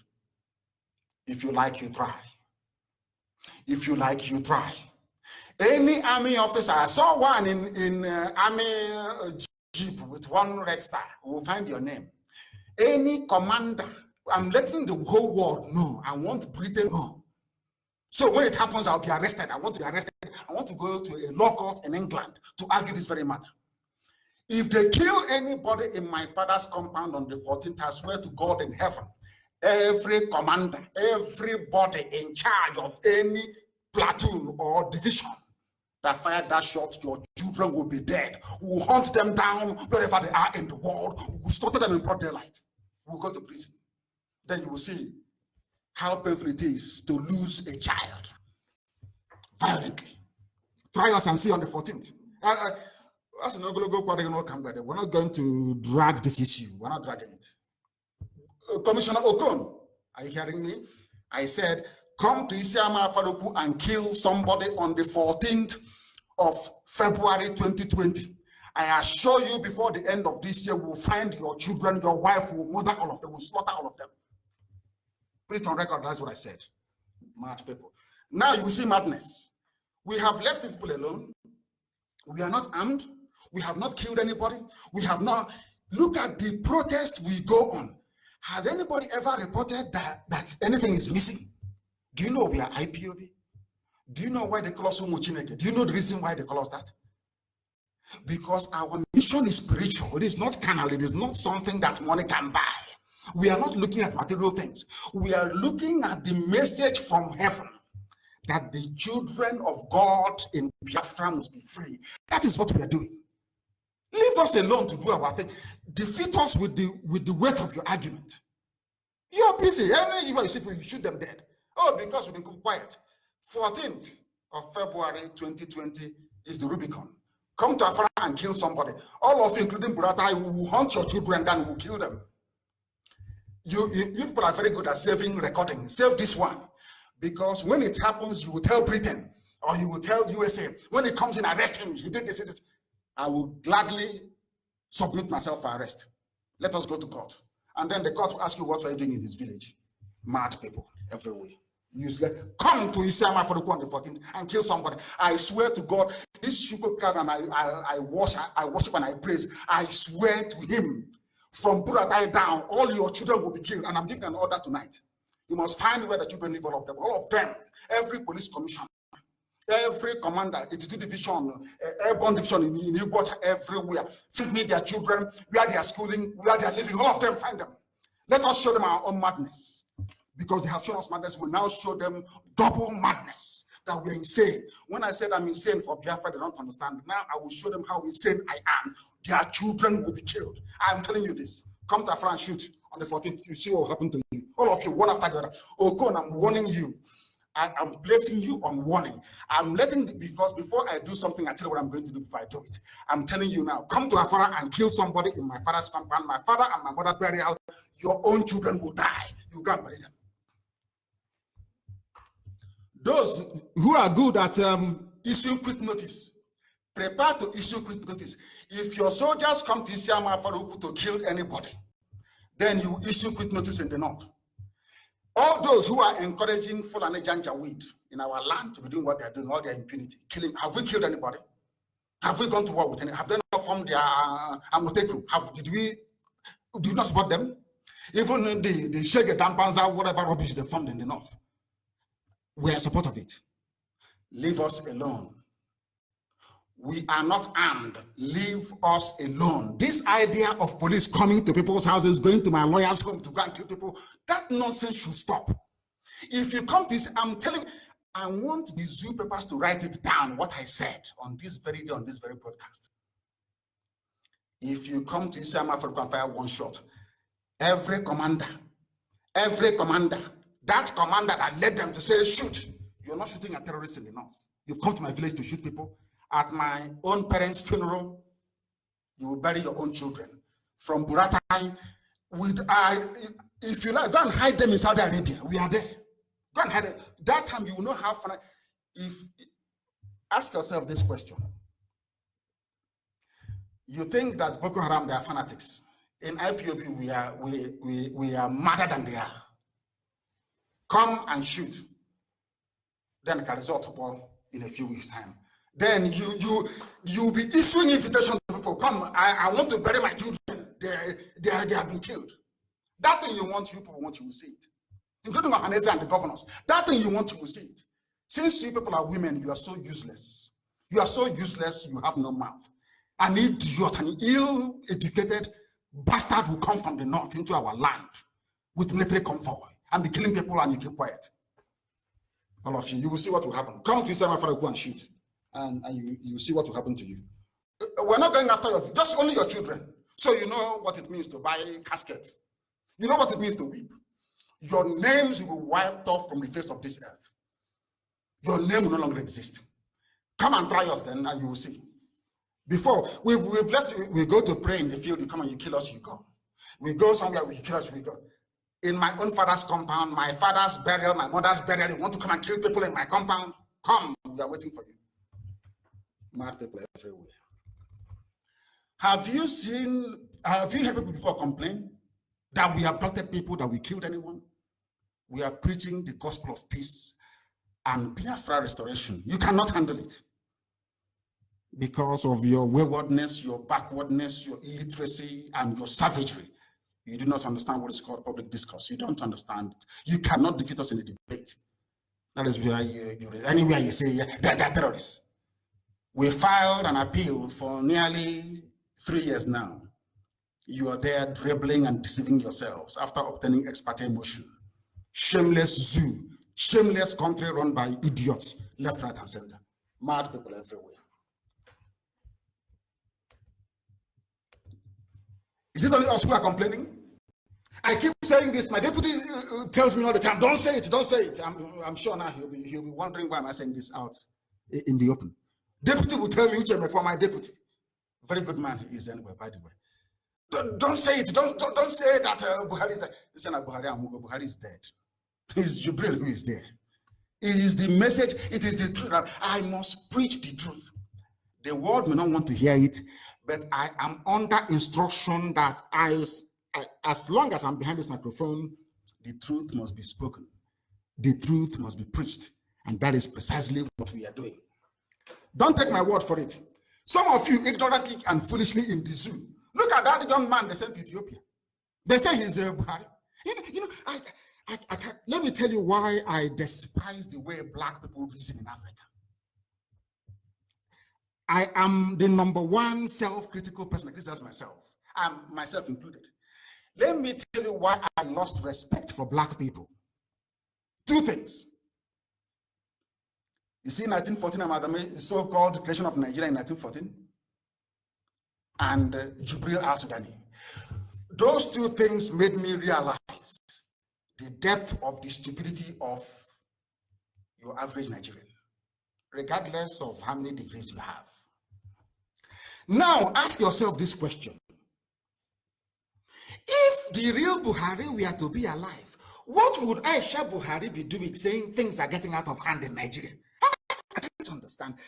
Where we come from, there's an adage, you know, when we are small, our parents, they will raise us with proverbs and adage to make you, they tell you fairy tales, you know, regarding tortoise and frog and all the rest of it, so that you have some sense. Brain, you can reason. It's called discernment. You can discern. You can read between the lines. You're telling me in a country full of professors, about 9.8 million professors in the zoo, the wife of a so-called president is coming out and telling you things are getting out of hand. This happened while this is out of hand in Nigeria, and all of you are quiet. Everything is normal. And I'm asking you, if Melania Trump will come out and say that things are getting out of hand in America, what do you think will happen to the husband? Huh? His poll rating will dive down immediately. He will be removed from office. This is the wife of your so-called president. A president with without makeup. He looks like a 42-year-old. Look at his hands. One day his nose is big. The next day his nose is small. All of you are blind. Some journalists even can bring out that time they started with the plastic surgery on his nose. That one, his nose is so flat. I said, this is Buhari. And I look at and I say, God, why did you mix me? Who are these people? Who are these people that cannot reason? Why am I amongst them? I'm telling you the truth. Why I ask myself, God, why am I amongst these people who cannot reason? Don't you have another use for me? Can't you ask me to do something else? Why am I with people who cannot reason? Aisha is saying things are getting out of hand in Nigeria, and people are so sheepishly blind that they cannot put one and one together to give them two. Very, very sad indeed. But we are here to educate them. We are here to educate them. Some of you don't know why Trump banned some people from the zoo from entering USA. It's because of their track record of terrorism. Abdul Muttalib, is he from where? Is he not Fulani boy from the north? The shoe bomber. They want to go and bomb America. And I'm saying to Britain, have you ever caught any Biafran in a terrorist act before? I keep asking Britain, why do you have this hatred? Where did this hatred come from for Biafra? I keep asking Britain this question all the time. What is the hatred? We believe in, you brought Christianity. Some of us believe in, some of our people believe in the Jesus Christ you gave them. We even have an Anglican church. My parents' body will be taken to Anglican church, St. Andrews. He's even asking St. Andrews in Isaiah Farouk. Yet you hate. Oh my God, doesn't make any sense to me. There's something wrong somewhere. You brought Christianity to us. You told us about all these things, weird and wonderful things in the New Testament. But you went to the north, they asked you not to preach Christianity, to accept Quran. You did. And when you were living, you gave rulership to those with the Quran.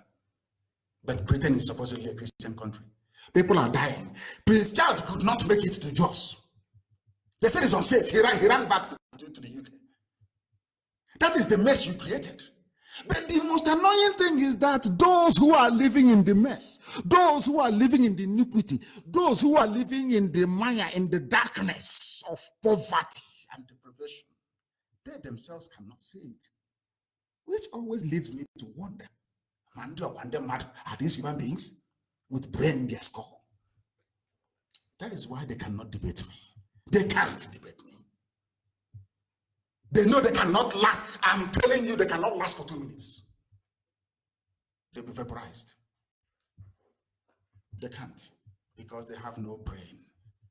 They are animals in a zoo. They are called Nigerians. They cannot reason. There is war going on in the north, soldiers being killed, helicopters shot down, your mothers and your children in IDP camps, but your army is in my village patrolling. And you tell me that they are normal. You tell me that they have common sense. I want to see if I can really find that very, I want to call it prediction, because it's a message I give to the world. If you listen to it, you'll be saved. If you listen to it, you will be saved. They said our satellite is down. They said, of course, they will stop it. That's what they always do. Our satellite is down. They fight us everywhere, but are we not winning? They fight us, are we not winning? Do we care, really? MAZI or former, you go and check, please get hold of him. They said our satellite is down. They said our satellite is down. Our satellite is down. Our satellite is down. That is what they said. Very, very sad indeed. Exceptionally sad indeed. Extremely sad. Very, very sad indeed. Very, very sad. We want our satellite to be up and running. MAZI form, should look into it, please, Deputy, as well. If it is now back online, I want to be notified. I want to be told. Our app is also not working.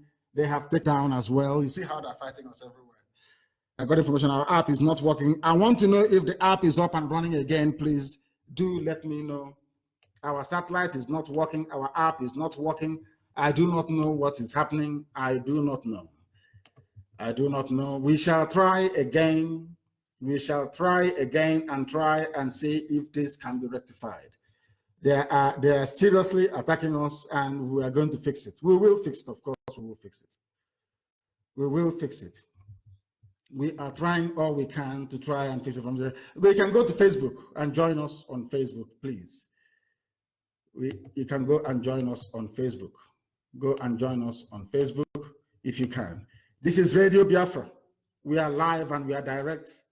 We are trying to connect. It is not allowing us to do so. It is not allowing us to do so. We are trying to go back to make sure that we connect. It is not allowing us to do so. Not allowing us at all to do so. This is Radio Biafra. You must bear with us. You must bear with us, please. You must bear with us. The enemies are working overtime, but we are defeating them.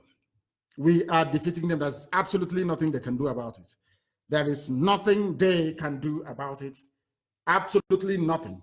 Please, Deputy, you must also check your side, because it seems to me that our main platform is down. Our main platform is down, and we are trying to fix. This is Radio Biafra. The time now is, I think we almost, is 8:30, isn't it?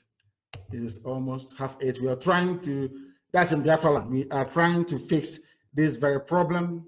You're saying cannot connect live. It cannot connect.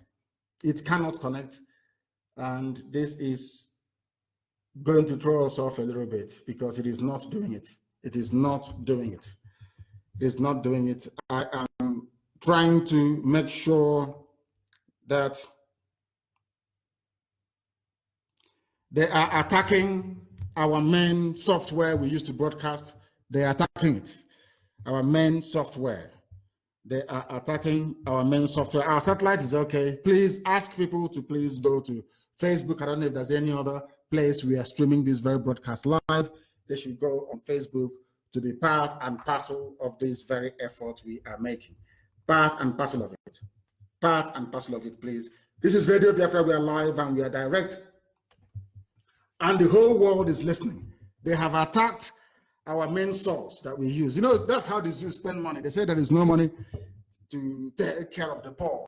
And of course, 95% of the Jew is very poor, but they have money to be chasing IPAB, Radio Biafra, all over the place.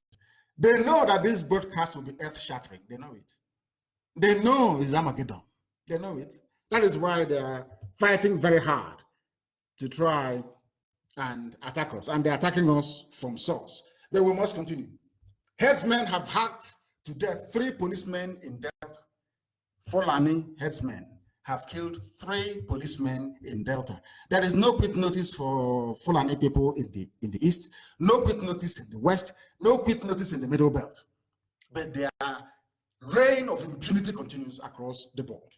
That is from their own paper as well, the Nation newspaper. That is from their own newspaper as well, the Nation. Please, you must spread this very message, please, if you are connected on the Facebook stream, please make sure that our people receive it. Call people closer to where you are and ask them to join you, please. Ask them to join you to listen to this very broadcast, because our enemies have struck us right at the source. It has never happened before. This is happening now. We must try and fix the problem tomorrow. They said they are suspected headsmen. They have hacked to death 3 policemen along Ubolu Ela Road in Oshimini, North Local Government Area of Delta State. Hacked to death. But they're in my village patrolling. Policemen are being killed. A police commissioner is telling you that people shouldn't attend burial ceremony. People are being killed. And the policeman is telling you that people should not attend a burial ceremony, that they'll be fired upon. But you cannot fire the terrorists who are killing your fellow police officers. You cannot. Very sad indeed. We are under serious attack this very evening, but we are continuing to preach our gospel. It must be preached, and we'll play it tomorrow, the day after tomorrow, until the whole world hears it. They said here, an eyewitness said the 3 policemen were attempting to stop a motorcycle carrying 2 men who refused to stop. One of the police officers pulled out his gun to threaten them. They refused to stop, and eventually he fired. Immediately they stopped and moved towards the policemen. They shot 2 policemen, and one of the Fulani pulled out a dagger and stabbed the 3rd policeman to death in Delta State. But if you ask the police commissioner in Delta, what is your problem? He will say it's IPOB. It's those people flowing in the KANU, they're my problem.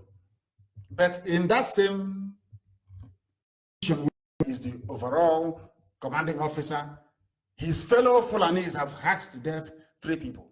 And Commissioner of Police Okon is in Umuahia, Zone 9, talking rubbish. These are the type of people you have in Africa. Morons. When they call us names abroad, we complain and say, oh, they're being racist. They're being racist. But we brought some of this nonsense upon ourselves. Our stupidity, in fact, is staggering. I'm telling you. 3 policemen are dead. 3 policemen dead. And people are busy looking for IPOB. Everywhere is on fire in the zoo. They are falling left, right, and center. I know what they have done. Listen to Nigeria. After killing 3 policemen, after raping and pillaging and destroying and basically abducting, kidnapping people at will and killing them, you know what happens to Boko Haram and to Fulani headsmen and to ISIS in West Africa and to Al Qaeda in the Maghreb? They grant them amnesty and recruit them into the army. And the army officer actually went on record to say that if you want to be president of Nigeria as repellent, as an ex-militant, as ex-terrorist, an ex-terrorist has more chance of becoming the president of Nigeria than an Igbo man. That's what the man opened his mouth and said, an army officer. That if you can achieve anything, just lay down your weapons, come out, you can be the president of Nigeria. Somebody who has spent his life blowing up people, killing, pillaging, rampaging, abducting, slaughtering, beheading soldiers and policemen. An army officer came out and said, oh, don't worry, he can be the president of Nigeria. But an Igbo man living peacefully somewhere cannot be the president of Nigeria. An Efik man living somewhere peacefully cannot be president of Nigeria, no. And a Bibi man living somewhere very peacefully, no, he cannot be a president of Nigeria. But once you are an ex-terrorist, you have fought for the Fulani jihad. You have killed, slaughtered Christians, killed Biafrans living in the north. You can now put your guns down or your gun down and vie to become the president of Nigeria, and you win. Meanwhile, Arewa Consultative Forum, Northern Elders Forum, they are busy saying, no Igbo man can be president, but a terrorist that specializes in killing people, that killed Igbo people in Madala, can become the president of Nigeria. And you're telling me that such a country deserves to exist? You must be out of your mind. I'm telling you. They grant them amnesty. What have the so-called socio-cultural gathering, those cowardly vultures, what have they done? Nothing. It's only to issue statements. They write to Guardian newspaper, Dear Guardian newspaper of Nigeria, we are not happy with the granting of amnesty to Boko Haram and to terrorists. We are not happy. This will divide Nigeria. Something should be done. And that's the end of the story. That is the end of the story. It is finished. That is the type of country that some of you live in. That is the type of country that some of you exist in. That is the type of country that some of you say, oh, I'm a Nigerian, I'm very, very proud. What does that tell you about your brain, the way you reason, the way you think, the way you articulate issues? Granting amnesty to murderers, to killers, to rapists, but coming to Isiama Foroku to do Python Dance 8. I don't know what other name can, I don't know if Python dance at a funeral service. I have no idea. Somebody should tell me. Go and share, please. Share this. If you're listening on Facebook, you share the link. Very, very important, please. Absolutely important. Absolutely critical. Very, very vital. Very, very important. What have they said about the raging insecurity in the zoo? Because they are the ones. They, look at them, Tanko Yakasai, or whatever his name is. Those glorified Alamajiri in the north, they are spokespeople. Buhari must bring in fresh hands, insecurity. Who are they? I keep asking my Yoruba friends to ask themselves and their conscience, who are the people causing insecurity in Nigeria? Why are you people afraid to say it is the Fulani? They cause insecurity, not just by going about and killing, raping, and pillaging. They create insecurity as well by disobeying their own laws. The government itself is the architect of insecurity. They are the progenitors of insecurity. Somebody will win election, they'll go and bring somebody else and put him in power. They control the judiciary, they control the legislature, they control the police, they control the army. They control customs, they control NDDC, they control drugs enforcement agency, they control road safety, they control customs. Have I said that before? They control Nigeria Ports Authority, they control Nigeria Airports Authority, they control basically and virtually everything. And they are also the ones in the army and in the police. Everywhere you go, I was one of the last of Okom who are possibly cloned Fulani people. They are everywhere. And they are the ones complaining of insecurity. But they are the ones in charge. I have never seen such hypocrisy in my life. I think I read a very brilliant article written by somebody who said that the problem of Nigeria is Yorubas and Igbo people mixed together because they refuse to come together to work together. That is why the zoo is the way it is. And I believe him completely. I believe. Of course, with the launch of Amotekun, we have destroyed all of that divide and rule from the north, isn't it? We have overcome them completely and totally. Completely and totally. Bring in fresh hands. Fresh hands from where? They won't promote anybody. Even if they retire Buratai for incompetence, the next person coming is another Janjaweed from the north. Another Alamajdi. So the problem continues. After all, they are the ones that created the problem in the first place. They are the ones who created the problem in the first place. Invite everybody to please come to Facebook to listen to the gospel, because our enemies have, dealt a blow this evening, but of course we'll fix it tomorrow morning. They have gone to the source to try and stop what we are doing. But we are preaching this very gospel. This is Radio Biafra. We are live and we are direct. Unfortunately, those in Iguacha cannot hear us, and all across Biafra land. By Iguacha, I mean Port Harcourt. The name is Iguacha. Harcourt is not a Biafran. Harcourt is not Ikwere. Harcourt is not Oguni. Harcourt is not a John. In case you don't know, the name is Iguacha. That's the proper and the original name, not Port Harcourt. Viscount Harcourt, who was the Secretary of State for colonial territories, was a pedophile. I'm going to Port Harcourt. Okay, I look at them and I laugh at them because they don't know what they're doing. Do you know what is happening in the zoo? The Senate is now going to probe the closure of land border, of non-closure of land borders in the north. Non-closure, but they close the ones in the south. Telling you it's about security, it's about rice, but the ones in the north are open. And people are moving about sheepishly and hopelessly and foolishly as if nothing is happening. And the more you indulge the Fulani, the more their iniquity deepens.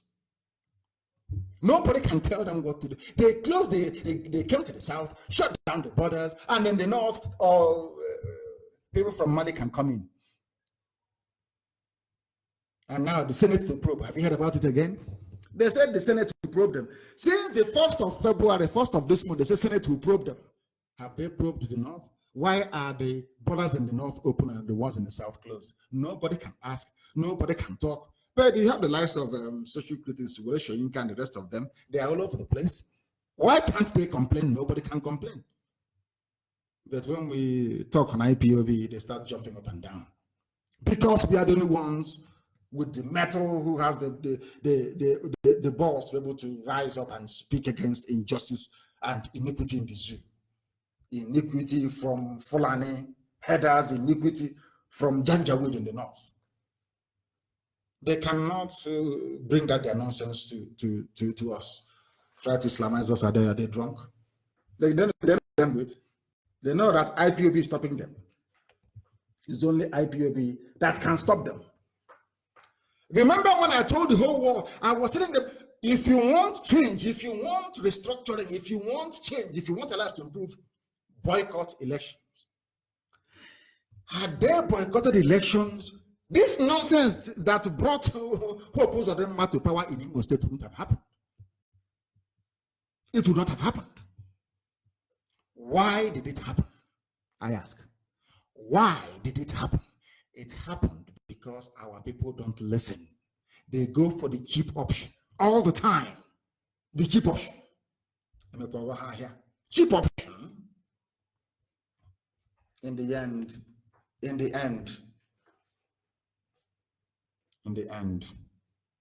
they regret it. Do you know, had Nigeria boycotted elections in 2015, by now your lives would have been better. You will now sit around the table and discuss and negotiate and find out the best way to cohabit. That's for those of you interested in one Nigeria. But you don't listen because you don't reason. Even when you do listen, it goes in through one ear and it goes out through the other. It is now that PDP is telling Kanko to step down. But I warned you. Once they removed Onoyen, that they were going to rig the election. I told you that. Somebody who did not study common law is Chief Justice in a country that practices common law. And you want me to respect a Nigerian? Are you drunk? You want me to respect somebody who cannot reason? Somebody studied Sharia law. He is presiding over common law jurisprudence, and you're telling me you people are okay in the brain? Of course not. It's only now they have realized. Had all of them, both of those in PDP and other parties, come to their senses to say, we must boycott it.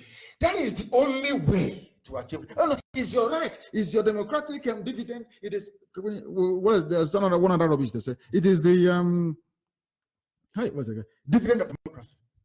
Your PVC, your card, your vote. Make your vote count. This is a new method in Imo State. They leave you, you do all your nonsense you want to do. Tanko will tell you, oh, is that our slave there? They say, yes, what's his name? Is Uzodinma. Bring him to the Supreme Court. You go through appeal court will uphold the decision of INEC and all the rest of it. You come to Supreme Court. And there and then they'll say, he's our boy. Hope Uzodinma is our slave, our new slave to replace Kurawasa. And that's it. And Imo State is gone. And monarchs in Imo State, caution, to withdraw lawsuit. Give us the names of those monarchs. Criminals everywhere. And tomorrow they can't say, we are Igbo. I wouldn't be Igbo. So they reason like fools. Like fools. They say, I insult, why would I insult you? Are you normal? If you're normal, would I insult you? Do I insult people who are reasonable? I only insult fools who cannot reason. I remind you that you cannot reason. It's only now that waking up. We want to replace Tanko. How can I replace Tanko? It's too late. Way too late. Way too late. Insecurity, we are in unpredictable situation. Do you know who said this? The problem in Nigeria, the insecurity, the terrorism, the chaos, the mayhem, the rape, the murder, the slaughter, the police accidental discharge, the killing of innocent people, the beheading of thousands of people on a daily basis. They call it insecurity. I call it breakdown of law and order. Do you know what the answer is? Those perambulating in my village are the army that is meant to be combating or fighting insurgency, dealing with all these problems. They are in a peaceful village, circulating. We have them on camera everywhere. They think we are stupid. Once, not in front of my house, so we have them on camera everywhere. Once you approach 1 kilometer to my house, you're on camera and the whole world is watching you. I'm telling you, go on, so he'll be prepared. So that once they raise their rifle to shoot at us, anything that happens, I know that they will even pay some people and say, go to the crowd and start trouble. But we are IPOB now, aren't we? We are one family, we know who we are. Insecurity, there is problem going on in Nigeria, and Nigerian government have decided to deploy their troops to a very tiny village that is going to hold a burial on the 14th. And what is their response to insecurity? Listen to this, Nigerians, listen. What is the response of the federal government of Nigeria to the deplorable state of life and property in that contraption? Do you know what they said? Federal government said, we are in unpredictable situation. Of course, it will be an unpredictable situation because you've gotten the priorities wrong. Soldiers that should be fighting war in the north are in the east, in Biafra land, molesting people, taking money, setting up checkpoints and roadblocks. If those 56 checkpoints you have from Iguacha to Enugu were to be established in Borno, you will eradicate Boko Haram. 56 checkpoints. I said 56 checkpoints from Iguacha to Enugu. 56. If they mount 56 checkpoints only from Damaturu to Meduguri, there will be no terrorism again in the north. But they are all in the east. That is the same way we come from. I know the world is listening, but they must listen and sometimes imbibe what we are saying in the oldest language in the whole world, which is Igbo language, the oldest in the whole world. That is the language that the angels speak in heaven. As Igbo, the ancient. That is the language of heaven itself, for those who do not know. Sometimes they wonder why I mix it in my broadcast. And I said to them, with all due respect, I'm not English. I'm a British citizen, yes, but I'm not English. I'm not. And that is why sometimes I speak in the language of the ancients, and I must do so. There is insecurity in Nigeria, and the National Security Advisor, another Fulani man, Baba Ghana Monguno, they're all everywhere. I said, so, President Fulani, National Security Advisor Fulani, Intelligence Service Fulani, DSS is Fulani, and you're wondering why there is insecurity. People who don't go to school, and you're wondering why there is insecurity. I asked you this before. Do they have any engineers from there? The answer is no. Do they have scientists? The answer is no. Then what makes you think that they can make any difference in your life? If you say you're being, he said ethnic jingoism. But that's the new one, ethnic jingoism. Ethnic jingoism, of course. We must speak in a way that our mothers can understand us. Addressing reporters after an emergency national council meeting chaired by Jubril, that they call Muhammadu Buhari, the National Security Advisor said that the security challenges were multidimensional, internal, external, diplomatic, economic, and defense-related. Grammar.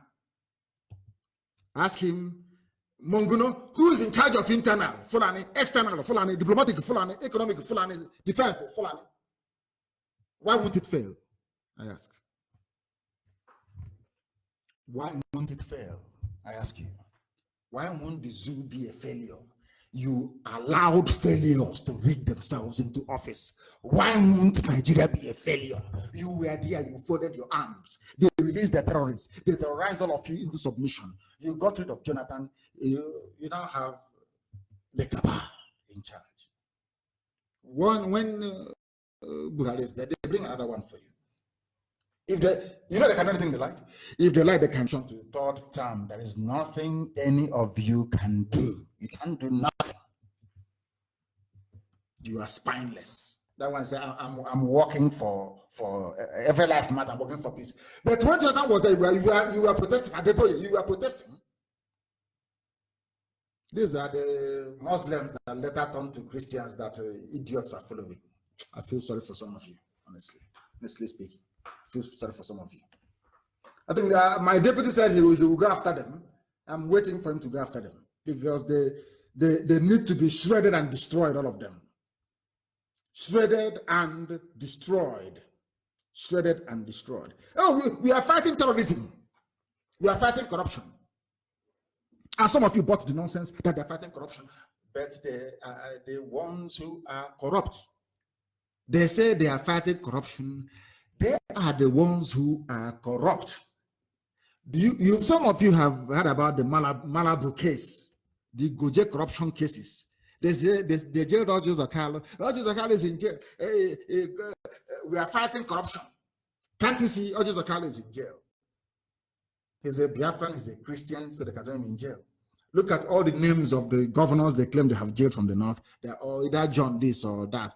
They're all Christians. Some of you don't know what is happening. This is according to independent research and analysis. That Malami, your so-called AGF, Malami, another quota product of Sharia legal system in the north, is the one who is now feeding large on Malabu corruption case and the Goje corruption scandal as well. These are the people that you see. One of the want to address him, they say the AGF, Attorney General of the Federation, a thief. This was the boy that ran to Kafrati or whoever to prescribe IPOB in the middle of the night. They just went there and said, oh, in our view, Jubril said it should be prescribed. These people are giving us problem. Ohaneze is in support. Governors are in support. Prescribe, and they prescribed. No court hearing. No evidence was tendered. None whatsoever. That was how I feel sorry. I feel sorry for Nigerians. I feel sorry for you because the burden you're carrying. Of course, that load you're carrying is made up of stupidity anyway. Ignorance.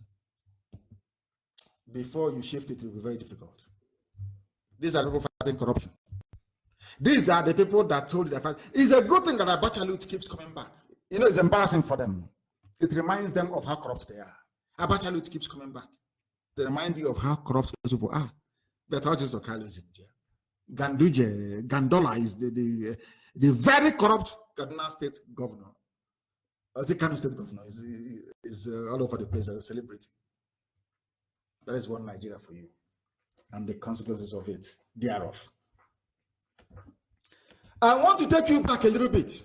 I want to take you back. It's not something that NNAMD1 KANU said or whichever or IPOB. This is what they're saying. I want to take you back just a little bit so you understand We've dealt with corruption. How those who claim they're fighting corruption are even more corrupt than corruption itself. They are more corrupt than corruption itself. This Fulani gang in Abuja wreaking havoc on the economy, on the lives of ordinary men and women. Everywhere they have failed. Economy, they're a failure. Everywhere they are a failure. Economy, they have failed. Security, they have failed. Defense, they have failed. In every sphere of life, they are a failure. But I'm sure some of you will take a bribe and even recommend them next time.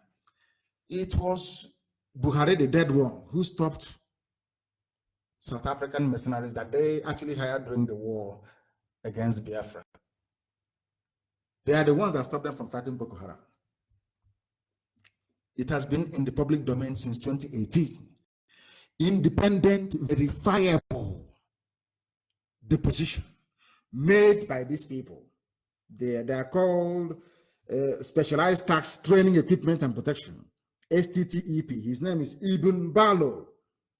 He was the one that revealed how President Muhammadu Buhari stopped them from carrying the fight to Boko Haram in 2015. It was Buhari that stopped them from fighting Boko Haram. Now you understand it, don't you? This is from a white South African. They hired them to come and fight Boko Haram because, as I told you before, that Nigeria never fights its own wars. Never, ever, ever. They don't have an army. What they have is a gang of murderers, civilian murdering gang in army uniform. They're terrorists. I told you before that they cannot fight any war and win. That's why they ran to Egypt. Let's cooperate. They went to Chad. Let's cooperate. They went to Niger. Let's cooperate. They cannot fight and win any war. I'm telling you. If not for the natural, irrational hatred that Britain has towards Biafra. Because once anything starts now, the first people they will go to is Britain and get Britain to lobby for them. And so therefore Saudi Arabia will lobby for them and then Britain to fight Biafra. Now that they come in. But it's a good thing they have acknowledged that they are facing us diplomatically and they are losing. They are losing. This man called Ibn Balo told the world that it was Buhari that stopped them from fighting Boko Haram because they themselves cannot fight Boko Haram. They went and hired mercenaries. But he said, oh, the general is in the village. He's coming back to the village today. He's in town. What's his name? He's the GOC commanding 82 div. Big titles, big names. Very empty people. They still went to South Africa to go and hire the Specialized Tax Training Equipment and Protection Team, STTEP, headed by Ibn Balo, to come and fight their war for them in the zoo called Nigeria, because they cannot fight. They have never fought before and they can never fight. That is why they go about looking for alliances, because the Nigerian army is only good at killing civilians. That is what they are good at. Nothing more, nothing less. Which one are we going to mention? Which one are we going to leave? Which one, I say? Is very, very sad indeed. Very, very sad indeed. This is Radio Biafra. We are live and we are very, very direct. They said that the North is now a theater of violence, not by me. I didn't say it. This is from Dogara. Some of you may know him. Some of you may know him. He is the immediate past speaker of the House of Reps. So what I'm saying to Yakubu Dogara is, he is saying that the North is the epicenter and theater of violence. The former speaker of the House of Reps. He himself is a northerner. Epicenter of violence. Then I asked myself, what are you people then doing in my village? What is that army doing in my village? He says this was carried by the Nation newspaper before you say we made it up. Nation reported by one Abdul Ghaffar Allah Belewe. Remember, he's from Kwara State. You know, the Fulanized Yoruba part of Kwara State. And I'm praying for them that Oduduwa Republic will come so they will see some sense. Dogara lamented that the North, and indeed Nigeria, has suffered from Boko Haram, ISIS, led by Al-Banawi. And there's a new one called Ansaru. Have you heard about that one? So they now have 5 terror groups sponsored by Fulani people. Ansaru insurgency. To farmer-header conflict, banditry, kidnapping, ethno-religious conflicts, and cattle rustling, among several others. Former Speaker of the House of Reps in Nigeria telling you that Hausa North is the epicenter of violence. But to the Nigerian army, the epicenter of violence is Isama Faruqi. You know why? And British government, they are there in Abuja laughing and looking at them. So is the US mission to Nigeria. The epicenter of violence in Nigeria is in the north, but the Nigerian army are in the east, killing innocent people, killing civilians. And you're telling me that Nigeria is not a zoo. A zoo is better than Nigeria. These are some of the military checkpoints between Aba and Omuahia. As they are killing them in the north, the epicenter of violence is in the north. I'm going to name some of the few places. We have our cameras. Very soon, our cameras will be beaming all these things live to State Department in America. US State Department will be watching every checkpoint we have in our land live, that the world may know what is happening. How many do we have there? A stretch of only 40 kilometers. 40 kilometers, you have 23 checkpoints. 40 kilometers, 23 checkpoints in one state between Aba and Umuahia. Flyover junction at Aba, the army is there. Orata junction in Aba, army. Fulani, murderers. Ariada junction in Aba, army is there. Enyimba junction in Aba, the army is there. Tony Mas junction in Aba, Mopol is there. Umojima junction in Aba, Mopol is there. Osisioma junction in Aba, army and Mopol combined. Tony Mas by express, police and Mopol. Umuimo junction, Mopol. Umuadolo junction, Mopol. Arongwa, everywhere you go, army and police, checkpoints everywhere. But the north is the epicenter of violence in Nigeria. But they left the north, no checkpoints in the north, all the checkpoints are in the south. All of them are in the south. And you're telling me that Nigerians are normal. They should be called human beings. They should be respected. They should be honored. They should be valued. Who told you that? Who told you that, I ask you? Who told you that? Everywhere. From Iguacha to Aba, Iguacha, which is that fool's called Port Harcourt. Iguacha to Aba. How many checkpoints do we have from Iguacha to Aba? 12. Everywhere you go, checkpoints. Everywhere you go, checkpoints. And as somebody said quite cleverly, I love this. Somebody said this, and I love it so much. You know what the person said? And it's the Sultan of Sokoto. For once, he has made sense, and I agree with him. The North has everything except sense, according to the Sultan of Sokoto. Exactly what I've been saying to you people from time. You never believe me. Now it's come from the Sultan. You believe me. He said this. Well, let me just tell you what he said. He accused the northern elites. Elites is you know, the glorified Alamajiri. What's his name again? Tanko Abdullahi and Tanko Yakasai. They are the elite. Oh my goodness. He accused the northern elites of lacking sense of honesty, implementation, and qualities to organize a society that works for all. Not from me. I've been saying this. It's a good thing that the Sultan of Sokoto listens to Radio Biafra. I'm very, very glad that he listens to what we preach on this very platform. He has repented.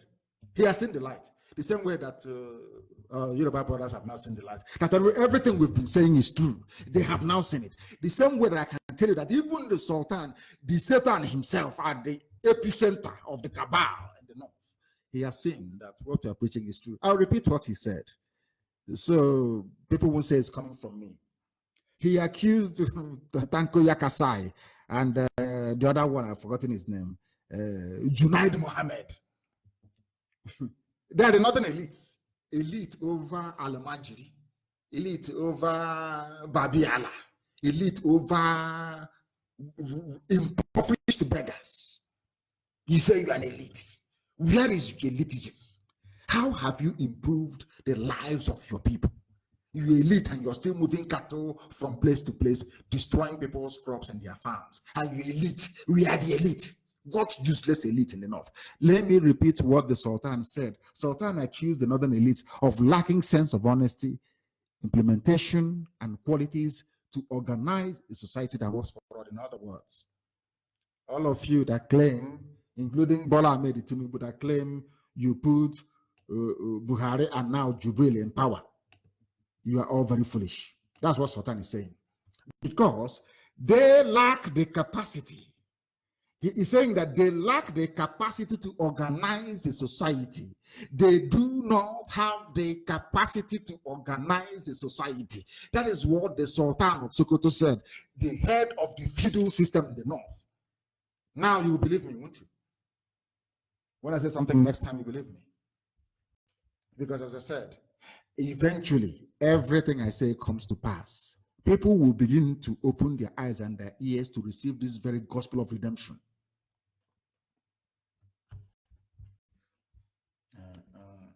Elite. It's elite. Elite for what? Are you people, what is your elitism for? If you cannot positively impact the lives of those who are on the streets, those who are poor, those who are less privileged, those who are not as educated as you are. If at all you claim you're educated. We are the elite, they are the Second Republic senator, Third Republic, nonsense. How have your Second Republic rubbish impacted on the lives of the people who are carrying bombs today, kidnapping people, slaughtering and raping at will? You claim you're elite.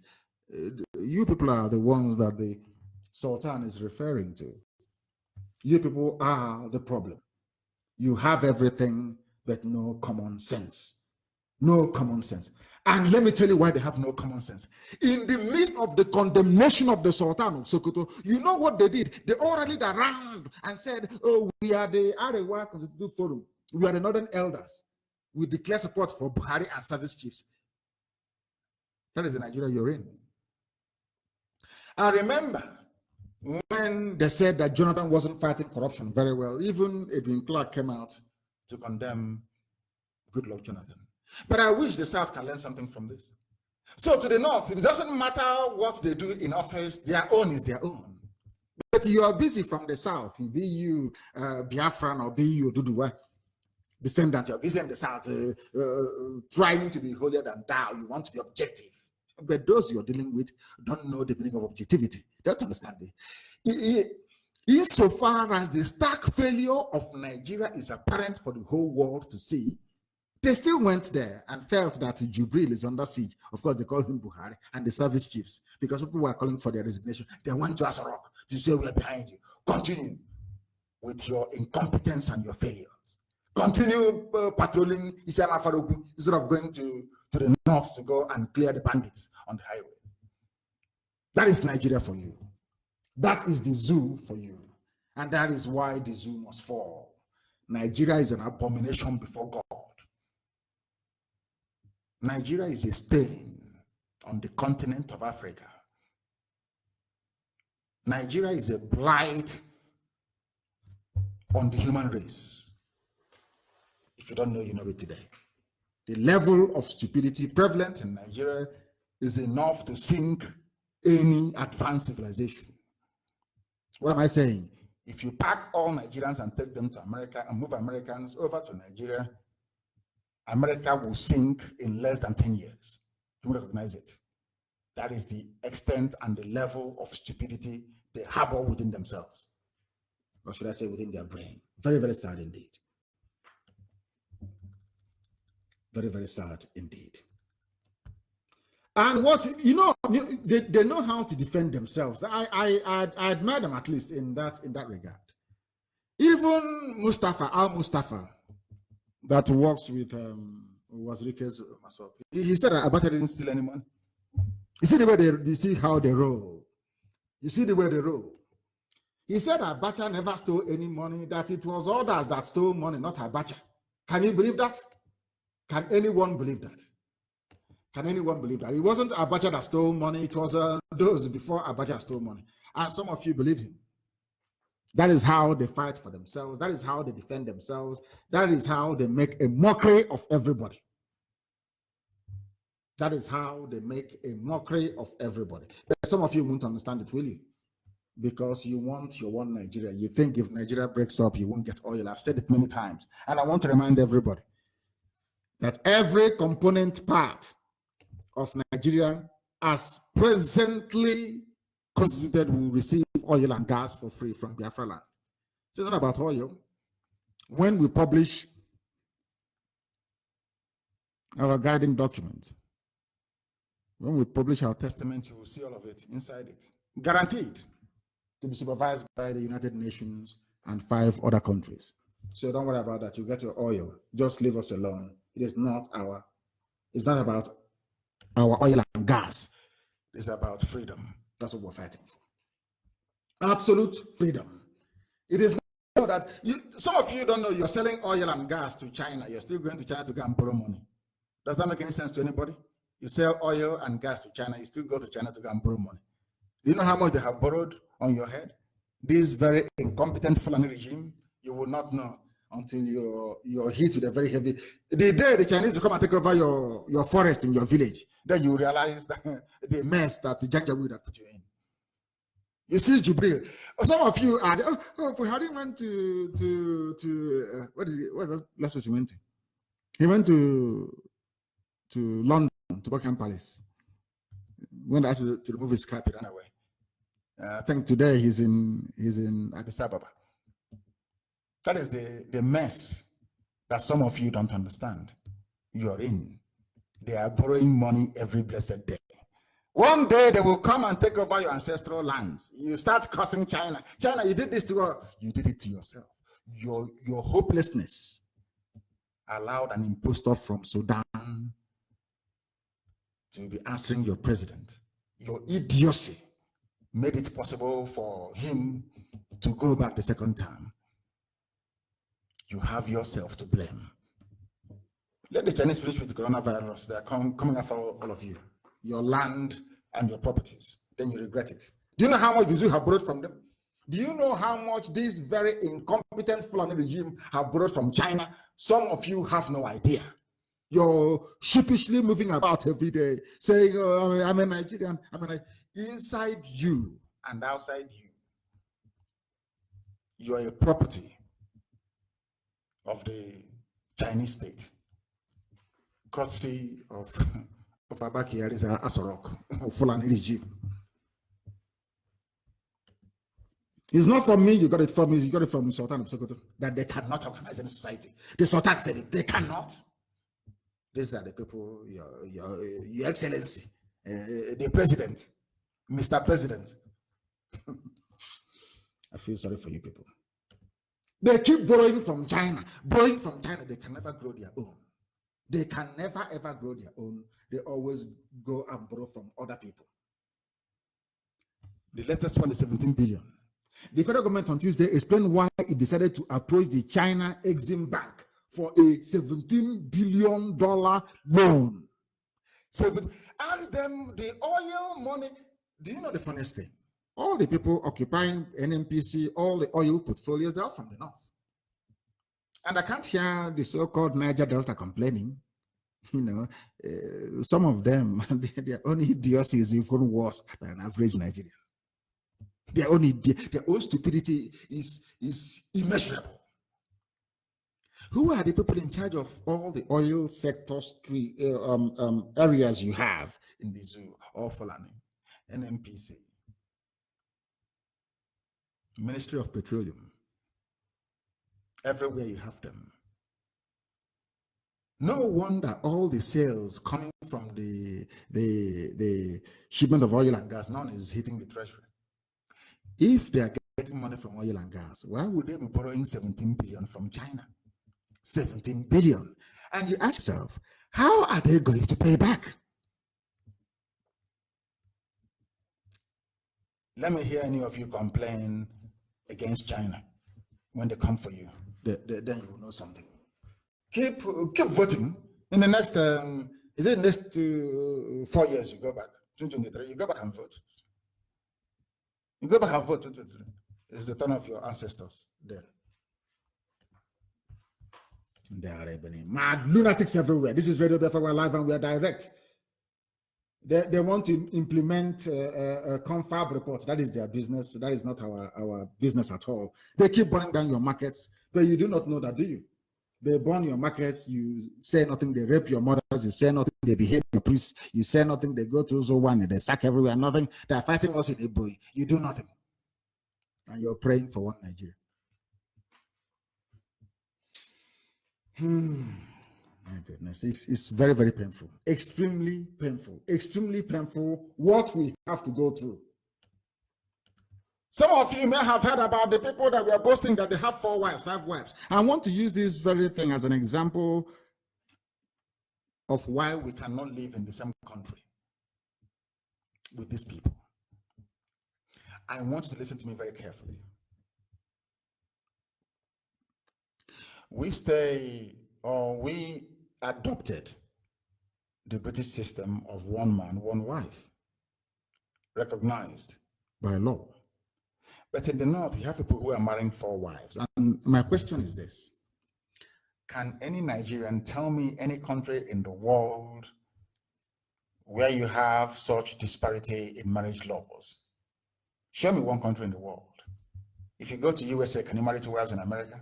Regardless if you're Muslim, if you're atheist, if you're Christian, if you're Jew, regardless of who you are, can you marry more than 1 wife in America? You go to jail.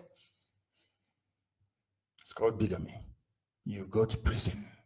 Can you marry 2 wives in America, or in Mexico, or in Britain, or in Germany? The answer is no. It's only 1. But in Saudi Arabia, you can marry 2 or 3 or 4 or 5. And as well in most other Muslim countries. Now, you come to Nigeria. Those in the South believe in 1 man, 1 wife. At least the modernists, those who came after 1960. But in the same country, in the North, you have people marrying 4, 5, 6, 7, 8. And you are in the same country, operating under 1 law, under 1 constitution. Yet you have diverse marriage laws. That a man brought the 4 wives to the chambers of the House of Reps, House of Representatives, boasting that he has 27 children. Now you understand the mess you're in. I will ask you again. Tell me one country where it is the law, or should I say the accepted norm, where a part of the country believes that marrying 1 wife is good, and another part believes that marrying 4 wives is good. That means that there is a dichotomy in Nigeria that can never, ever be reconciled. So anybody telling you about unity, moving together, developing the country together, is not your friend. You cannot develop a country together where some people are marrying 1 wife, giving birth to 2 or 3 kids, whereas some other people are having 4, 5, 6 wives, giving birth to 27 children. Is that fair? And if you agree that it is not fair, then how can we be in the same country together? Let us to even consider it for a moment. Marrying the 2 laws together. 1 is monogamy, 1 is polygamy in the North. How do you reconcile the 2? There are irreconcilable differences. That is what we've been preaching from day 1, that we have so much divergence in our value system that we cannot be 1 nation. It is impossible. It is impossible. Others believe in appointing a Sharia student or a Sharia law graduate into the position of a justice. We don't believe in it. We believe that somebody who has been schooled through common law should be a chief justice. How do you reconcile the 2? How? I don't understand. How do you reconcile it? How would you like a Sharia judge to preside over your case? He's using Sharia legal technicalities and terms of reference to determine, or to settle a dispute or a case that was either committed or commissioned under a common law system. How does that work? So you're telling me now you can go and take a Grand Cadi from Saudi Arabia and take him to Minneapolis or Indiana in America and say, send him to the 6th Circuit Court to go and preside. That's what it means. It's like going to Afghanistan. You bring a mullah from Afghanistan. You say to the mullah, please, Mullah Omar, come to New York and become a district judge in New York. Is that going to work? I want people to, these UG black people, to reason for once. Try and reason. What would a Sharia judge be doing in a country? Are you telling me that Britain, that gave us common law system, that Britain can now go to maybe Oman and pick up somebody from there and say this is a Sharia judge, is schooled in Quran, to come to the Old Bailey to preside over a case? It will never happen. That's what is happening in Nigeria. We don't hate anybody, but our value, the way we are as a people, we cannot mix. It's not possible. We can't. It's impossible. You cannot be having 27 children in the north with 4 wives, and you expect us in the south to have 1 wife. If we are lucky, we have 2 or 3 kids. You know, it doesn't work that way. It just doesn't work that way. There is something unfair about it. There is something unjust about Nigeria as a nation. And that is why people must be allowed to go their separate ways. But let me give you an example.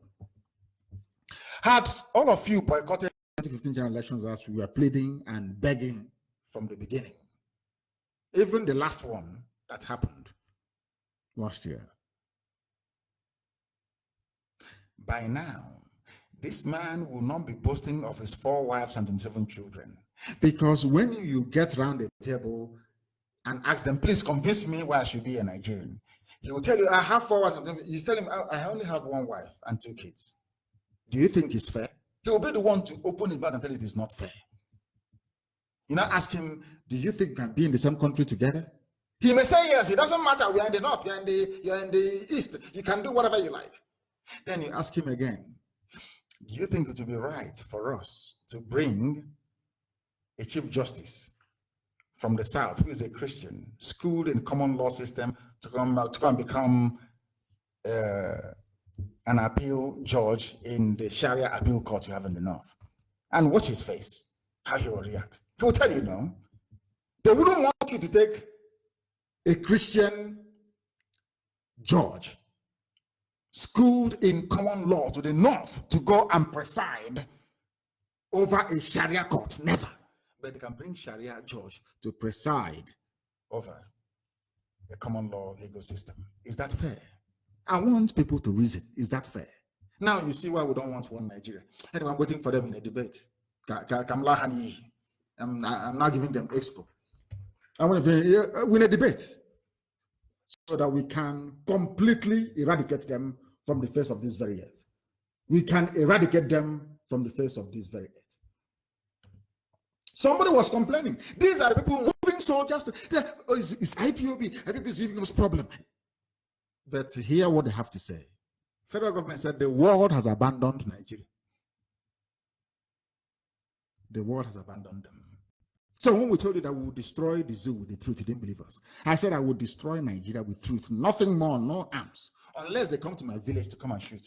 If they shoot in my village, believe you me, their children will be in serious trouble, wherever they are.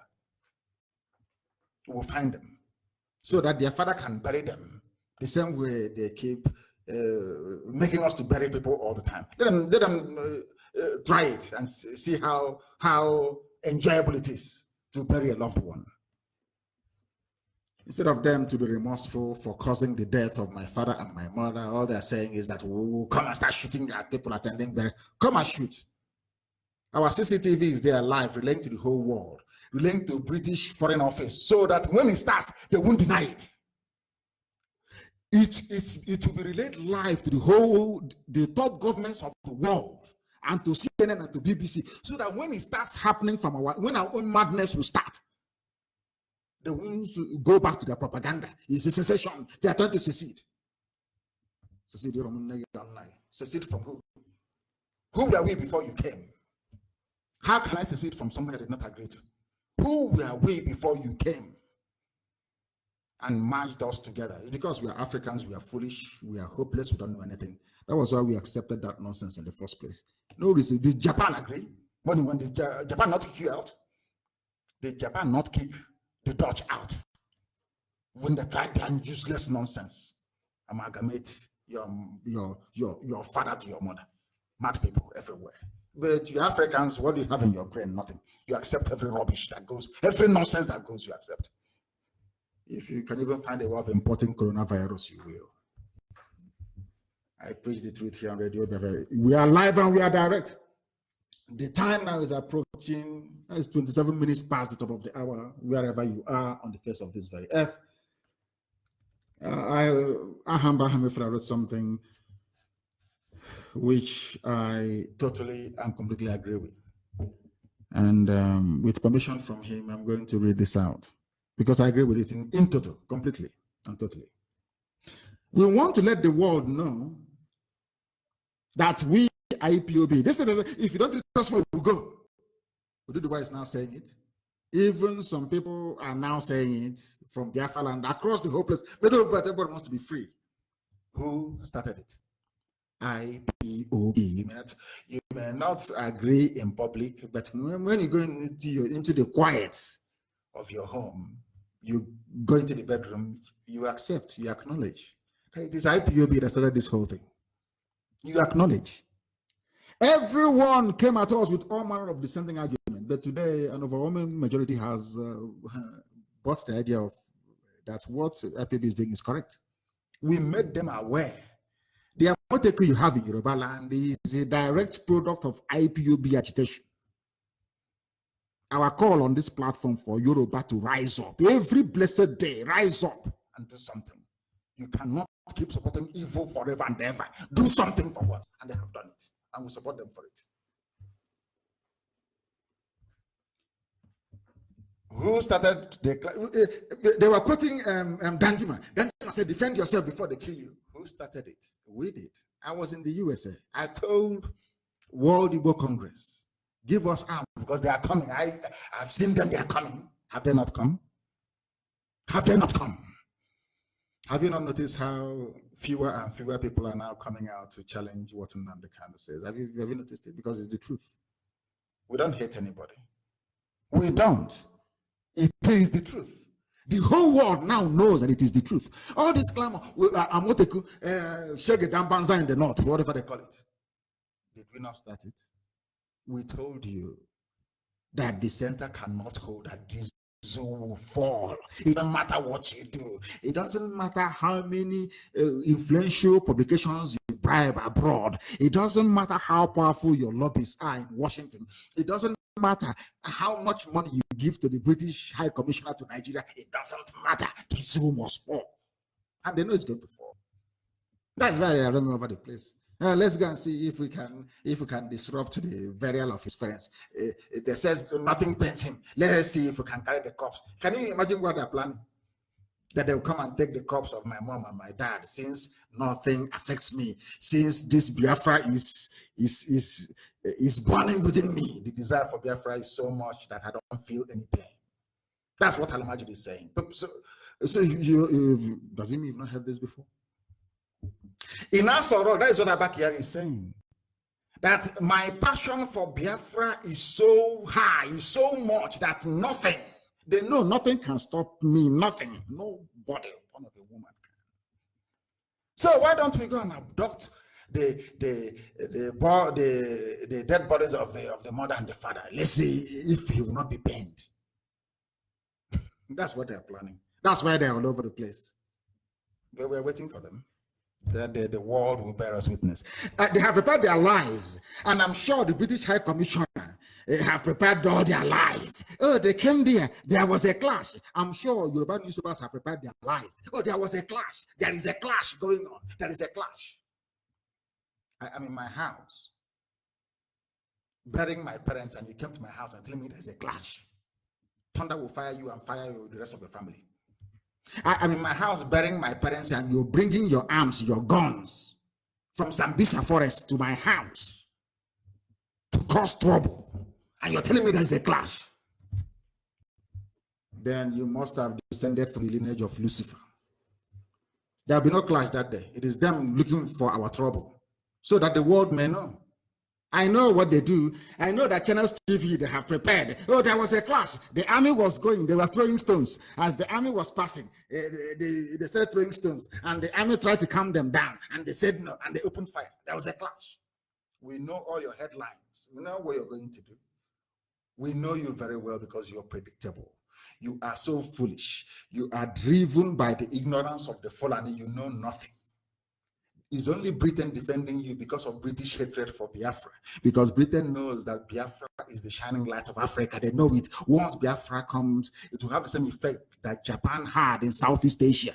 They don't want Biafra to come because once Biafra comes, Africa is free. You think they're stupid? They know. So then I don't look at Janjaweed Alamajidi as holding me. It's not them holding me. I know the powers that are stopping Biafra. But you will deal with them. You watch and see what is going to happen. Watch and see what is going to. Let me also remind them. I said this during the last broadcast that look at the state of Israel. Throughout history, God will use nations to punish Israel. And after that, those nations will suffer. Go and check it very well. It's in the Bible. For those of you that read the scriptures, go and check it very, very well. We were the first to start the regional security outfit. IPOB started with we are the first. Everything we are number one. They say it's the way we ride, the way we boast. Why won't we boast? We are special. Do you know what is IPOB? Do you think IPOB is for riffraffs? Remember the names they used to call us? Miscreant, Gota, Tout, Biafra. All those names are gone, isn't it? Because when they go back and they listen to this broadcast, they will say, oh my goodness, these people, they saw foul. But they'll come out, they'll be pretending they don't know. But of course, we know they listen. And they do what we ask them to do. Because we stand on the truth. History has shown, as I have made full of history have shown repeatedly that only IPOB is proactive. Only, I said only. Forget only IPOB. That is why we would not abandon anybody. We are not fighting for Biafra just to liberate Biafra land alone. No, it's to set everybody free. I'm telling you the truth. Set everybody free. Set everybody free. Let people begin to decide. If Biafrans decide that one day they want to be in a country with Oduduwa, they sit around the table and they discuss it. This is what binds us together. This, let's agree, and they agree and they move on. That is how civilized, that is how human beings form a nation. That is how countries are created, or through outright conquest. Not somebody coming from somewhere. You come to Lancaster House, come and drink tea. They drink tea. They say, oh, these are the elites. The elites when they drank tea with Queen Elizabeth and they danced with Queen Elizabeth and they went to become idiots. They came back and they are now independent. What utter garbage. Monkeys jumping from one tree to the other. Unbelievable. Unbelievable. We have defeated the zoo. Those they called miscreants. We are more intellectual than them, more intelligent than them, all of them combined, put together. I have said this to people before. Forget all this nonsense. Put a microphone in their mouth, live interview, and say, answer this question. Don't allow them to go back to the library and be copying speeches made by great political writers in centuries gone by. That's what they do. You see it on paper. It's, hey, this big grammar. Rubbish. They copied it. Plagiarism. Put microphone in their mouth and say, speak the way NNAMD1 KANU does when he's on interview. They cannot. Not in a trillion years. They cannot. They're not articulate enough. Those you are calling miscreants, they are now telling you everything they have said is now come to pass. You are now doing everything they asked you. When we asked them to form security, they said, no, you're trying to break the country. The same thing they argued against, they are now doing. Everything they accused us, everything they said, no to. Now the kind wants to bring war. He wants to divide the countries in America. Today, Danjuma is asking you to be armed, and Moteku will be armed.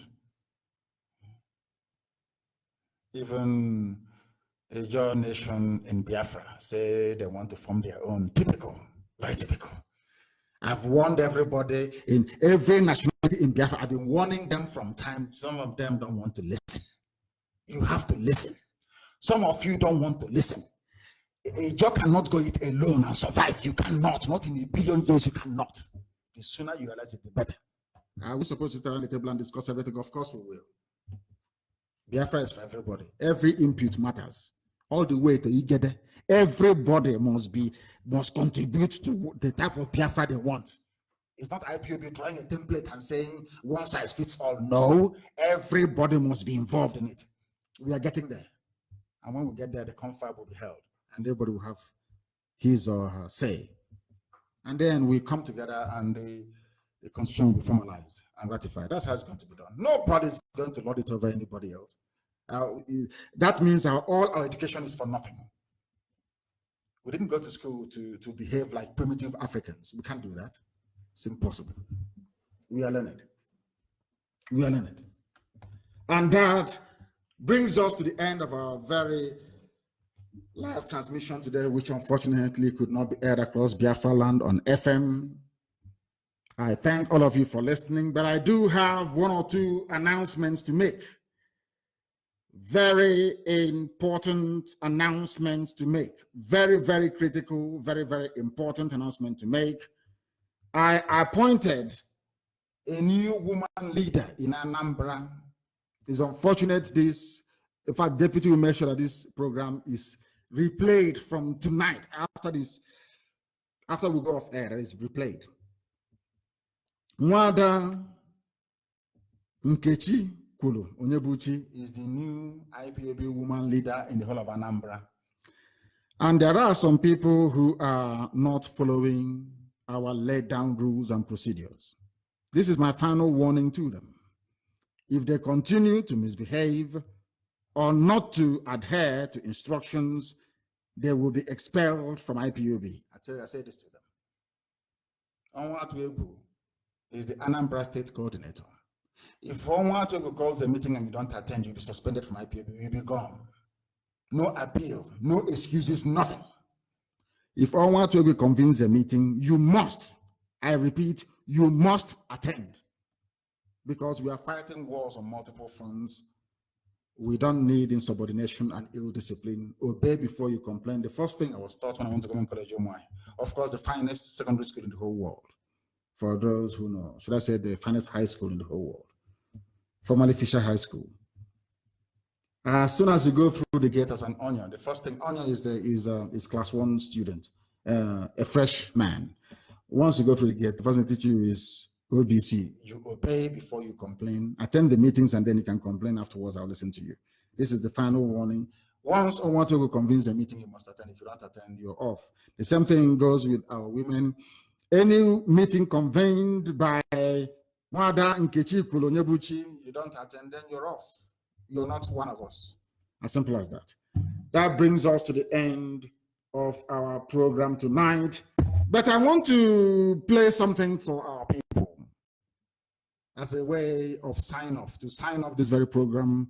What I said very many years ago, which, should I say, unfortunately, have come home to roost. Let me play it for you. ISIS will enter the zoo and Chad unless, and this is from an Islamic newspaper. As I told you before, anything you hear on Radio Biafra is correct. I told you on this platform that they will come for you. You see, let me tell you one thing that people don't know because you don't know history. I forgive some of you because in your schools in the zoo, they don't teach you anything. I want some people to actually go and sit down and study the history of Islam. Islam is the only religion that has never stopped growing. Islam is the only religion that has never stopped expanding through militancy and war. Others have stopped, only Islam. Christianity is based on convincing people, telling them about the message of hope and restoration of Yahweh Yeshua. Of course, immensely corrupted, that we know for sure. But Islam believes in expanding through war, and that war is coming. Now, I must be put on record And Uchemefo, I want you to record this very broadcast and play it all the time for our people to also understand and listen very carefully. And I will say it tonight. And if you come to me in the future, I'll refer you to the broadcast of the 8th of June, 2015. And that I made this very comment I'm about to make now at precisely 10 minutes to 8 p.m. in the evening. If ISIS comes down into the zoo, of course, they're part of Boko Haram anyway. If they fall, not if they, because they are forged an alliance already, if they launch any attack with the name of ISIS on the zoo soil, if you come to us to give us weapons, I will decline it. I will allow them to kill all of you before we mount any counteroffensive. Let me tell you one thing that you don't understand. Some of you, you claim you went to school, but you didn't go to school. Because if you went to school, you will understand how Islam works. Islam is coming for you. They must come for you. It's a M-U-S-T, must. There is nothing anybody can do about it. Only you can defend yourselves. This headline here is a confirmation if you need one. I think Abubakar said it yesterday. Today is being confirmed that ISIS is coming. Not just Boko Haram, but the real bad people that are coming. They need access to the oil, and they will get it to secure their financial base for their continued expansion within the whole of sub-Saharan Africa. The zoo is seen as pivotal, and Biafra land is where the resources that they're looking for is lying in. They don't trust Buhari anymore. Buhari was their godfather, they no longer trust him. I mean, Boko Haram in this instance. Buhari, they thought would give them Sharia immediately. Buhari saying, I don't belong to anybody. From that day, they intensified their bombing. Some of you cannot reason, you cannot see very well because you're blind. But at least you're lucky. You are listening to Radio Biafra. Very, very lucky indeed. I'm telling you the truth. Or else, I can in your blindness. It is that darkness we've come to shed light on that you can see properly. If they enter the zoo, I will not command this army. And I need guns and I have the men. I need guns and I need bullets. That's all we need. And then we win. I have been sounding this warning. I've been telling you, you think we are joking. They are coming. Your mothers will be raped. Your sisters will be married off as slaves. I'm telling you that now. Right as I speak, write it down. Biafra land will be decimated unless we equip this army to defend us. If we don't equip our army to defend us, in other words, if we don't march this year, it will be very difficult for us to recover. Forget all this nonsense. All these so-called pro-Biafra groups you're seeing, Awasa brought them out to confuse you. Awasa brought them out. That is why they cannot say what we are saying or do what we're capable of doing. These are Awasa groups, and you are not listening. You are not listening because the devil has gone into all these idols that you worship. The devil has gone inside you to harden your heart, to blind your eyes that you can no longer see.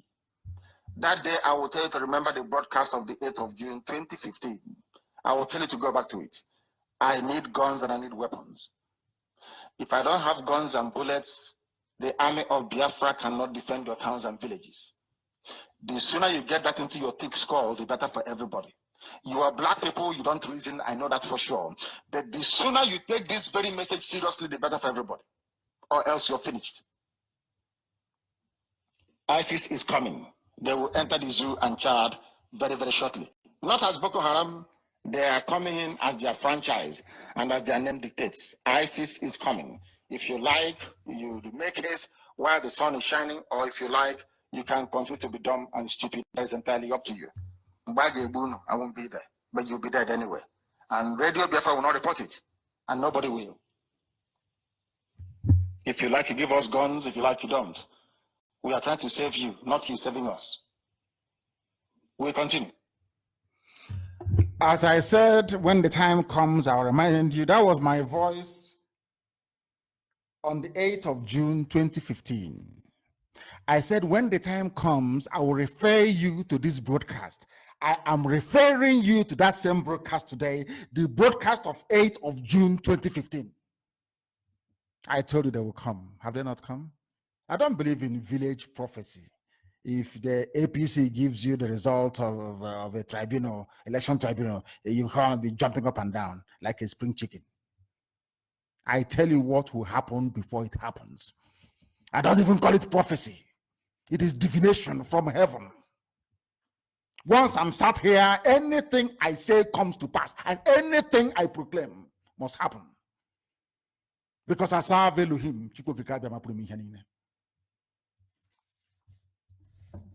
The fools were playing with us, laughing and joking. Tonight is the 8th of February, 2020. I refer you to my broadcast of 8th of June, 2015. I told you you'll be killed.